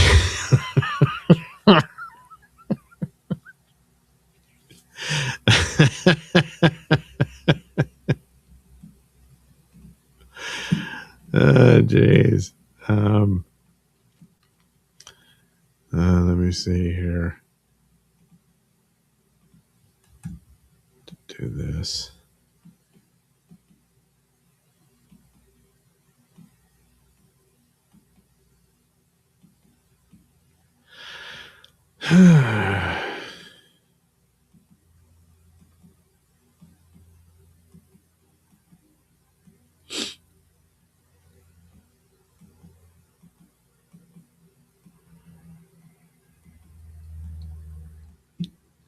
And, well, damn it, I don't know.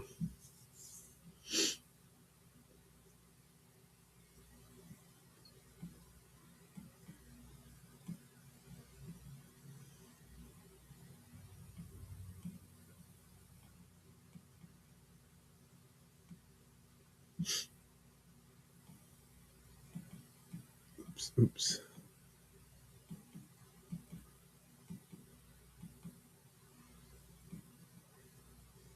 And there we have it. So this should work. It did. What do you know? That worked. This worked. Yay. Yay. Yeah, that's how I wanted it. That golly, all on the first shot. It's almost as if I learned something as I was doing this. All right. So once again, I set up a layer. I grab the flesh color. Oh, wait, I need to kind of lighten that up a bit. Yeah. Yeah, all right, that should work. That should work. Good sized brush. And there we go. This is almost like some of the old horror comics type things. And it's like a monster or a killer just walked into the room and he's like, oh. And he's like, oh no. Oh no. Could be. Or he just got caught doing something nefarious, you know. And he didn't really expect it. Bam, bam, bam, like that, you know.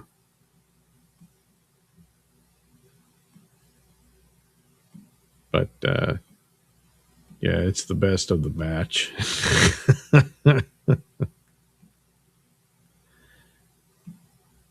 He's gifted with many expressions. Okay.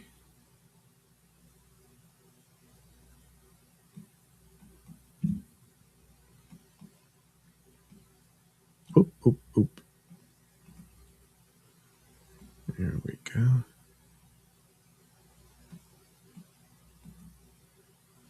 And then, of course, the shiner.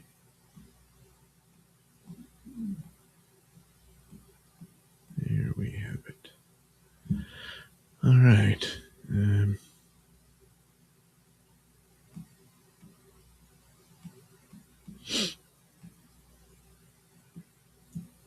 Okay.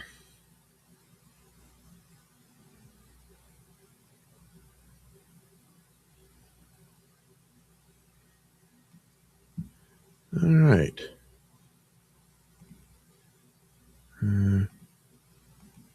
Probably don't want that there. Take that part out. Take that part out. And then it's time now for another layer. The hair layer. Yes. Because it's there. It is. All right. There's the sideburn. All the way there.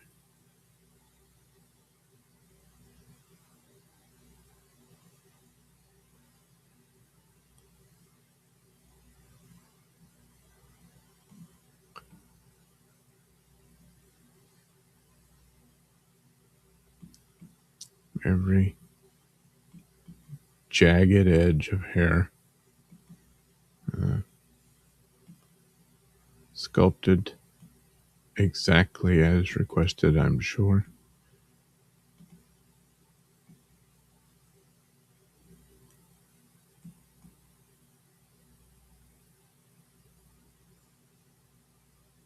There we go.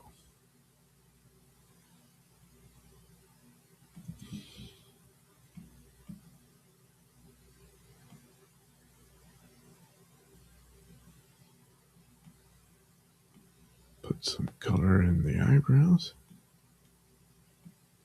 Whoop.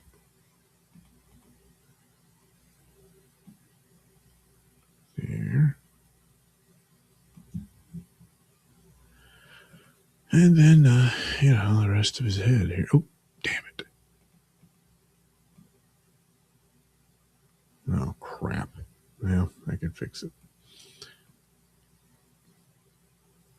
Here we are. All the way over. A little bit here and there.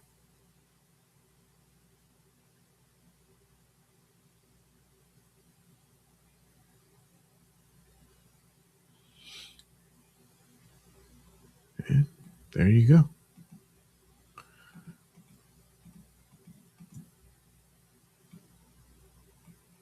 The hell? Oh, wrong thing. Jeez. All right.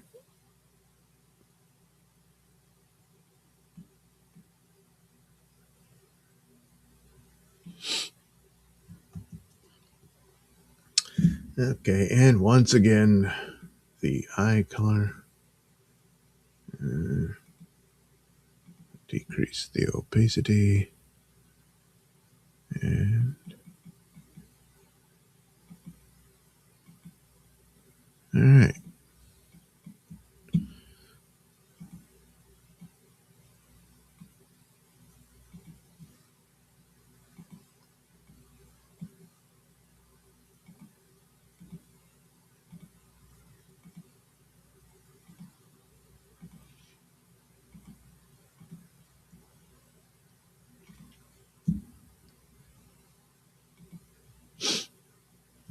And then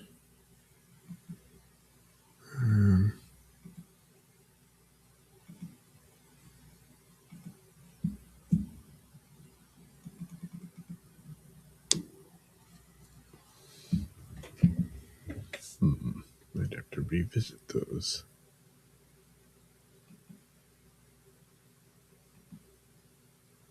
Something like that. All right.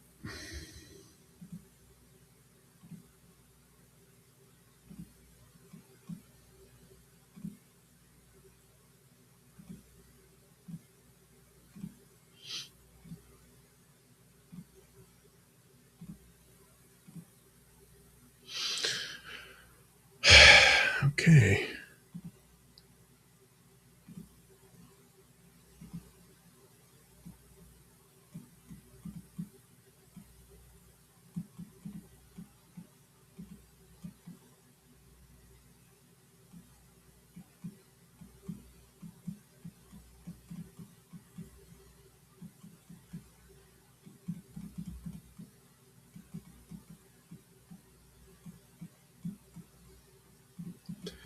It's possible that a pizza is knocking at his door.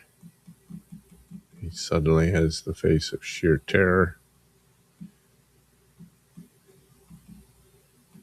You just never know. Somewhere in between all the tales so very told lies the truth. Whoops, that's going to need to be fixed. Holy crap. Well, nothing you can do. You just got to get in there and fix it.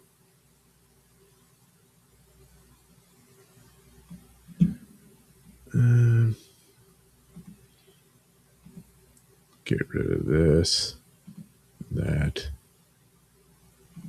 all this. Oop. There we go.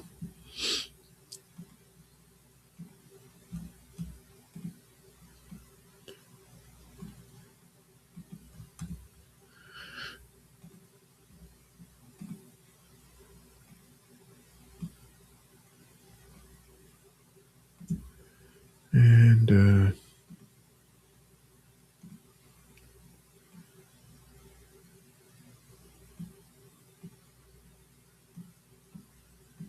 all right.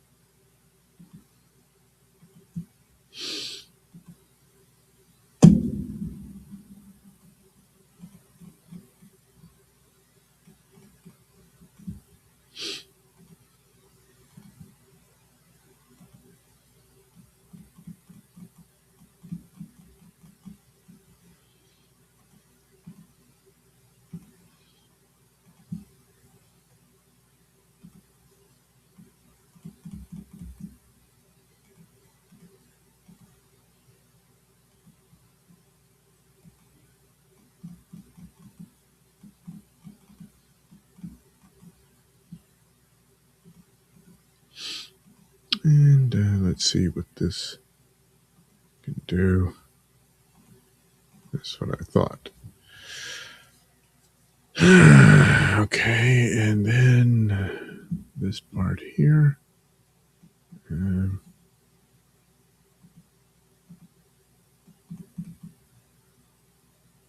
Oh no, I'm wrong. There we go.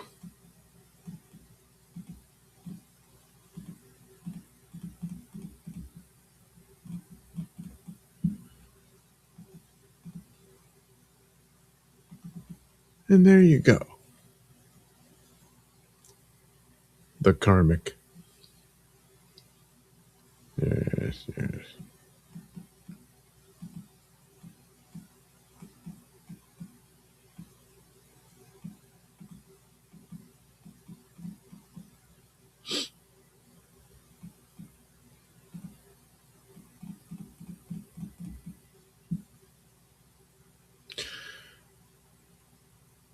Yeah, it is more of a terrified look than a, sinister one, I think.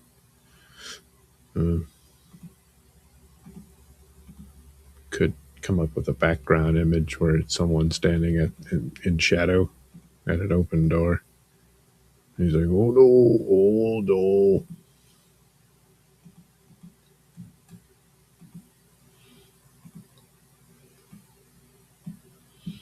Like he's been caught snooping around where he shouldn't. Something like that.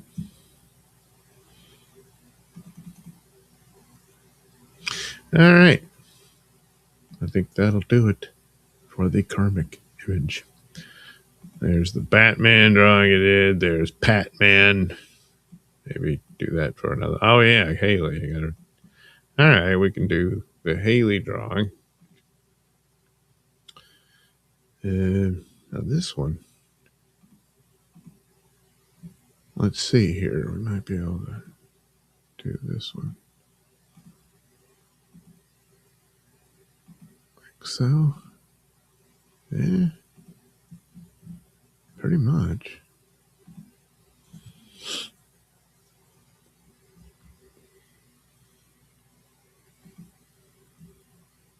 All right.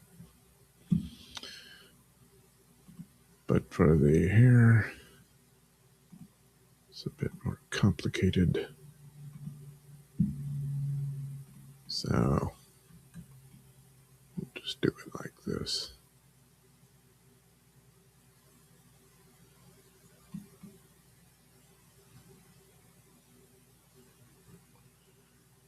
This way, you can use the black ink areas to become the darker red. See?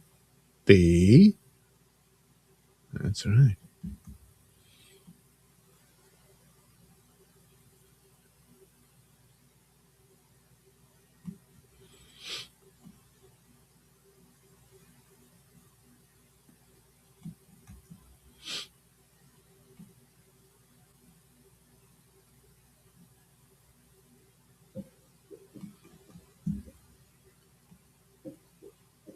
And we've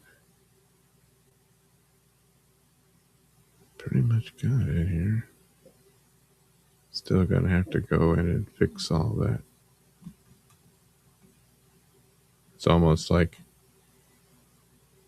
oh, your hair glows with its color. Yes, yes. And here we go. Like that.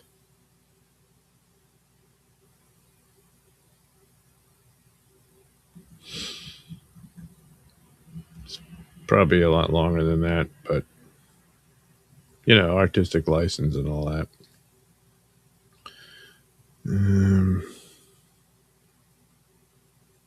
Here we go.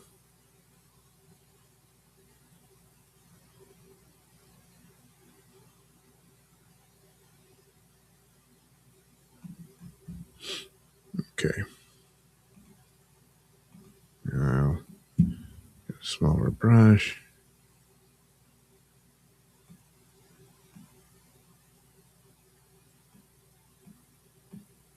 All right.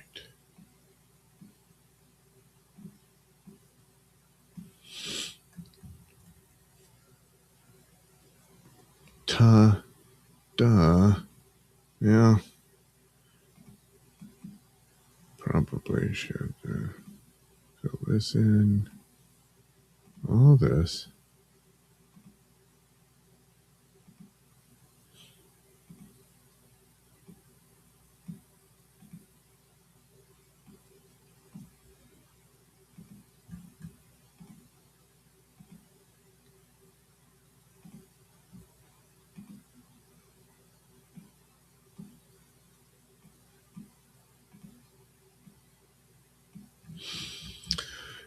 All right.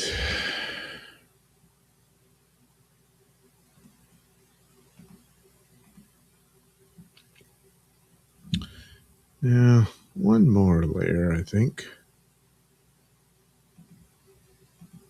And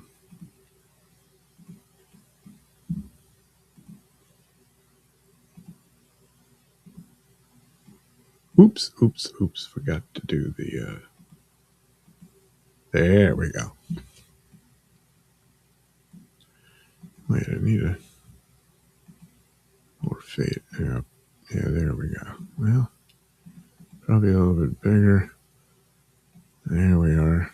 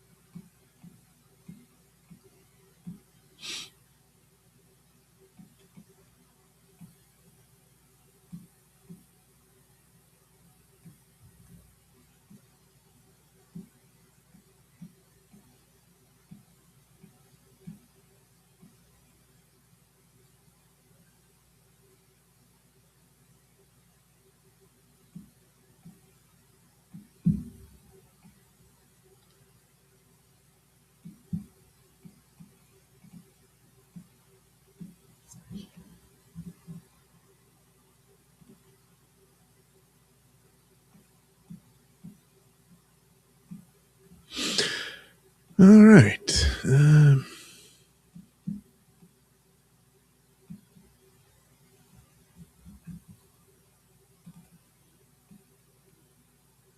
we go. Maybe here.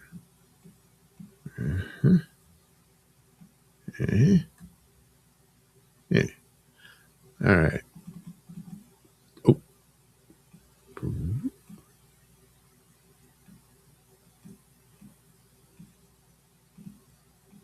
Oh, jeez.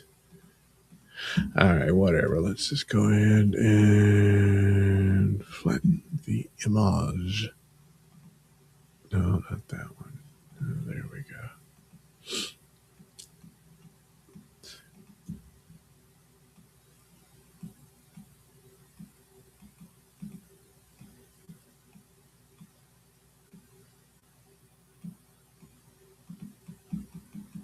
Whoops.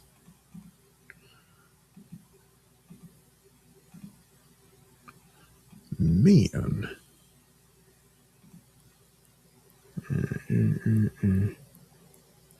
Oh, yeah, edit. There we go.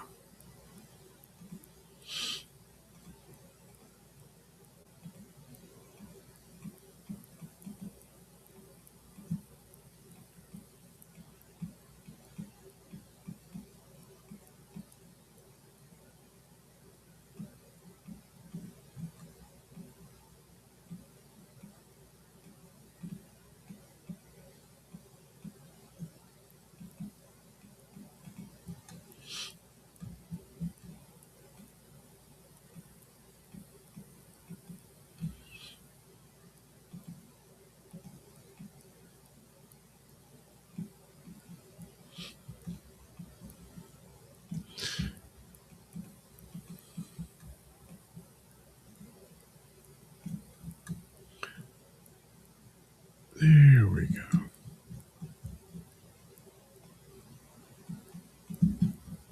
Ta-da. All right. Let's zoom in on this. And there we go.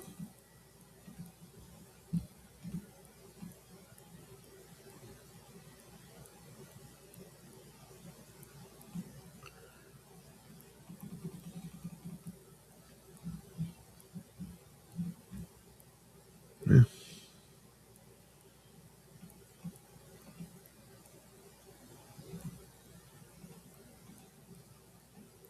Oops, wrong one.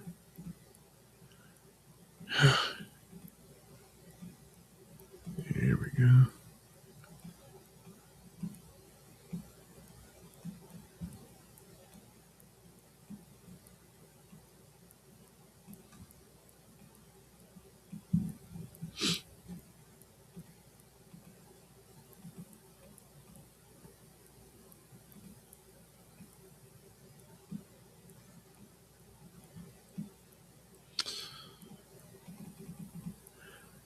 All right.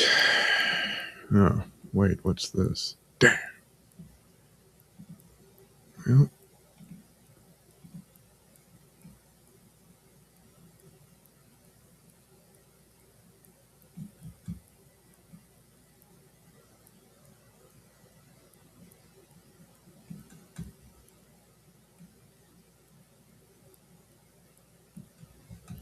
jeez, it just goes on and on and on. There.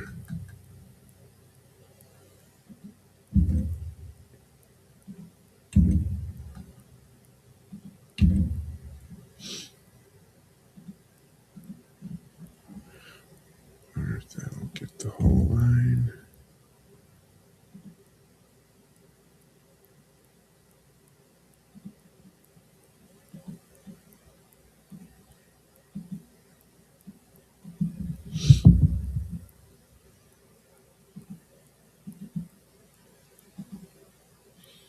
Just when you think you got it all.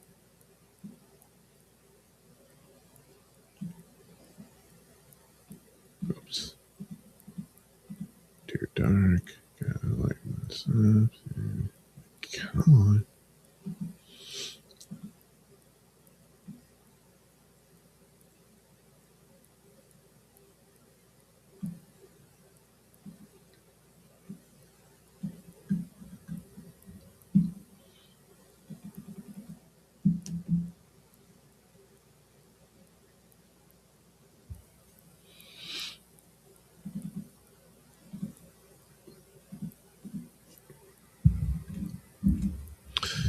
Okay. Should make it a little easier to get rid of all these. Oh, yeah, I pretty much did it.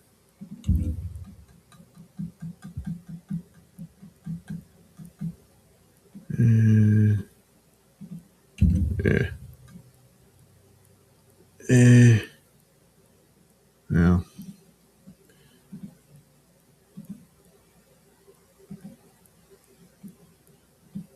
Oh, I gotta deselect. There we go.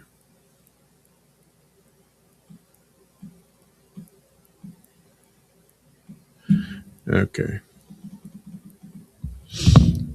And then a little bit of this. All right.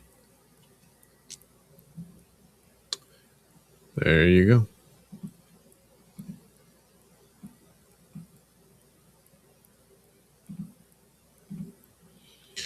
Da-da-da.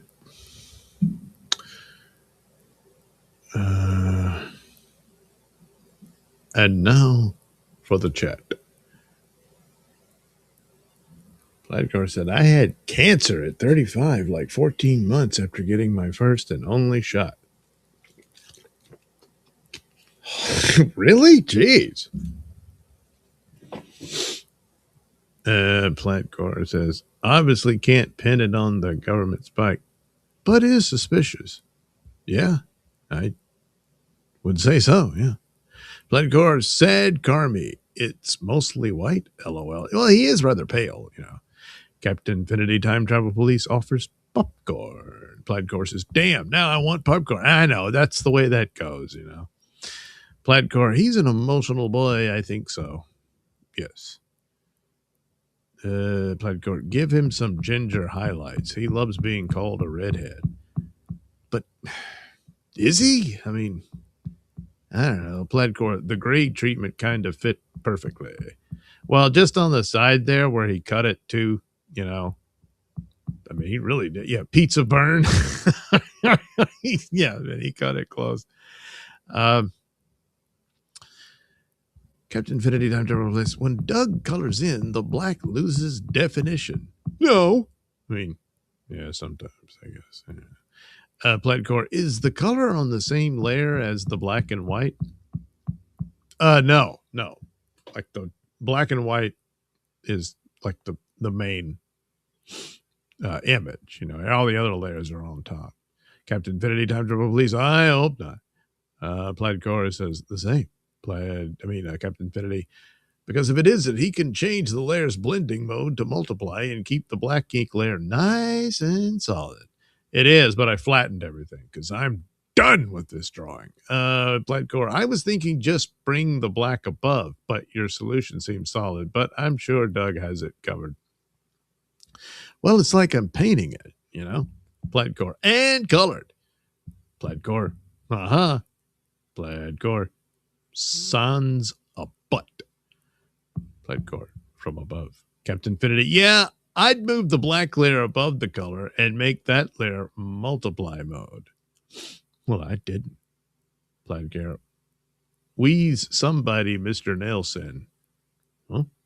Plaid Core, Captain Infinity, but then I like a competitive market on my illustrations. The black is guaranteed to be nice and solid. Plaid Core, good call. I've never used multiply mode. I'll have to give it a try. Plaid Core, LOL. Captain Infinity, it's a game changer. I swear. Well, there you go. He's sworn to it. Plaid Core, I did a little Google of it, and it reads it. Looking forward to trying it out. Plaid Core, thanks for the inside technique lesson, Captain. Thanks for being open-minded, said Captain. We can all learn from each other. Plaid Core says, no problem. Thanks for sharing how you'd complete that task. Exactly. Captain Infinity, that is a great illustration. A lot of personality. Well, definitely personality, especially that last one. That's it's the best one. Plaid Core, Doug's style is pretty sick. Well, let's hope it feels better later. Captain Infinity toast. Plaid Core, LOL, just realized he switched to the bulging eye carve. Oh, yeah. It's the best one. Come on. He looks like the monster killer. You think he kills monsters? Plaid Core, Reefer Madness. Karmic Madness. Sure. Plaid Core, don't want to blame poor sweet Reefer. Unlike Hearst, Plaid Core, Captain Infinity, her lair. Layer that hair. Yeah, it was the hair layer. LOL. Top of the morning, her layer. Yeah. Captain Infinity, those lovely black lines getting faded. I can't look. It's not that faded. I mean, it's still there. You know. Plaid Core, LOL. Employ multiply. Well, I'd multiply Doug. No. It's not too late to whip it. Whip it good. Plaid Core, is it ever too... Well, not really. You know, it could start over, but yeah, I'm not doing that. Is it ever too late, aside from having everything on the same layer? It wasn't on the same layer. I mean, it is now. Okay, with layers, it's never too late. Captain Infinity, I love layers and layer masks. I love those too. Plaid Core, ever being relative, I love layers. Before I was introduced to the magic wonders of Photoshop, I would have multiple paint windows open and do a bounce kind of technique. Plaid Core, I need to get better at using masks. I just don't use them enough. Captain Infinity, Or putting a bunch of layers in a layer folder and then putting a layer mask on the whole folder. That drives me wild. Plaidcore in a good way or bad? Captain Infinity says, in a good way. Plaidcore. In that case, I'd usually group them, duplicate, hide the Ori, you mean the original group, then merge copied layers, then mask. Yeah. LOL. I'm a hoarder, even in Photoshop. Captain Infinity, merging layers, then hiding the original layers in case you need them later is tight. It is, but this is over, you know. I mean, I can use this a million times over. Totes. Yeah. Plaidcore, as long as you have the RAM for it, which most systems do nowadays, unless it's a massive pattern or something. You know, let's not get crazy here. We're just talking about karmic pictures. Captain Infinity, always buy the absolute maximum amount of RAM available for your computer at point of purchase, in my humble opinion. Plaidcore, agreed. Captain Infinity, you can never be too rich, too thin, or have too much RAM. Plaidcore, LOL, Plaidcore, and truth. Captain Infinity, prayers. Plaidcore, memory all around. I wasn't thinking once and got a laptop with only 256 gigabytes. So I could load all my programs, but none of the files. Oh boy, was I PO'd at myself. Captain Infinity, Photoshop is pretty memory hungry, especially for us layer sluts. Good Lord. Plaidcore, it was a 216 MPP. Then it had a battery recall I missed. I also spilled a very hop-heavy beer on it once. Sticky keys forever. Plaidcore, odd thing was the sticky keys would travel around the board. Huh? Captain Infinity, sticky keys are nice when you're with a lady, but they're no good in the jungle. Uh-huh. We are all Devo, aren't we? I think so. Yes. All right, let's check no super tips. All right, well, let me take a look at, no, not that. Yeah, there we go. This ought to work. Why can't it just let me do it again? I do miss the, do it like that. Oh no, my arm's disappearing. There it is. Bling, blue, bling, blue. There we go. The comic book. Doodleverse Comics number 2. And then, of course, the preview there. Oh, look at that. Oh, yeah. Cool. Yeah. Yes. All that goody gumdrop stuff can be yours. Should you head over to the link I will now put in the chat. That's all you got to do. And then there you go. You'll have your own, what do you call it? Doodleverse comic. All right. And then for all your other Nailsin Comics needs, you head over to indieplanet.com. Douglas Nailsin, all that. See, there's the first Doodleverse Comics, all these other comics. Oh, boy. Just imagine all the enjoyment you'll get from having all of those comics in your grubby hands. Anyway, there's the link to that. And then finally, not last, hardly least, it's the Mr. Nailsin Store. So here's the t-shirts again. Look, it's Baby Carm on a t-shirt. Then there's other products you can select to put in there. There's the Chad Zumach one. Not good. There's the Get Along Gang. Yeah, I really need to redo that. I mean, Scarlett probably will be back on the show at some point, but it should probably be Gilly. Yeah. And then there's Kevin obsessing about, people he obsesses about. There's my night shirt, the Mr. Nailsin Show hat, a, a shirt with Merlin on it. Seems like I think there's other stuff here. It said view all products. That's not all of them. Oh, there we go. Geez, it takes a while. Oh, yeah, here's the one Haley requested for Antisocial as F, show she does with Pat. So there's like, you know, a cartoon image of the two of them. And there you go. You got the official shirt. No doubt about it.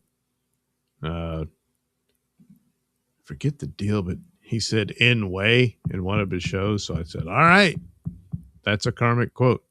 It's back when his hair was a little shorter, in way.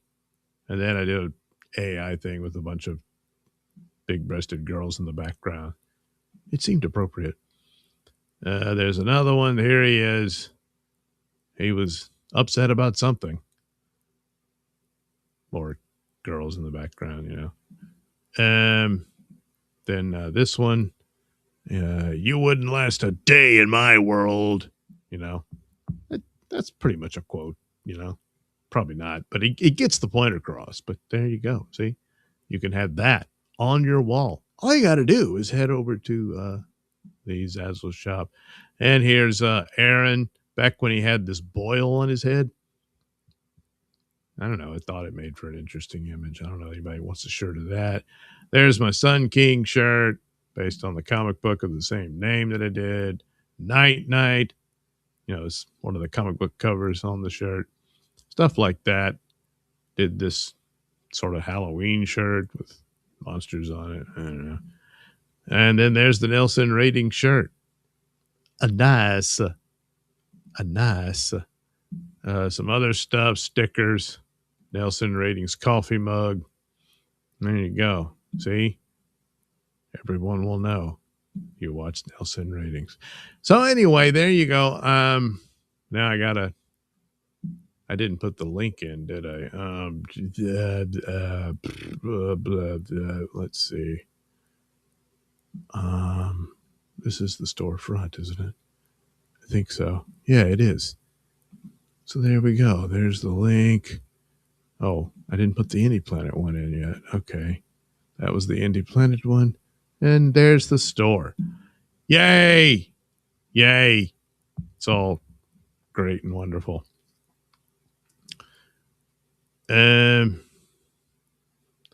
Whip It Good. Oh, yeah, Devo. Captain Infinity. Captain Infinity says psych. Cat, of course, is into shape. Shape it up. Give that ass a slap. And there you go. I guess we're all caught up with everything. So there, there's all your Nailsin needs will be there at the merch store. You can't go wrong. You don't want to miss out.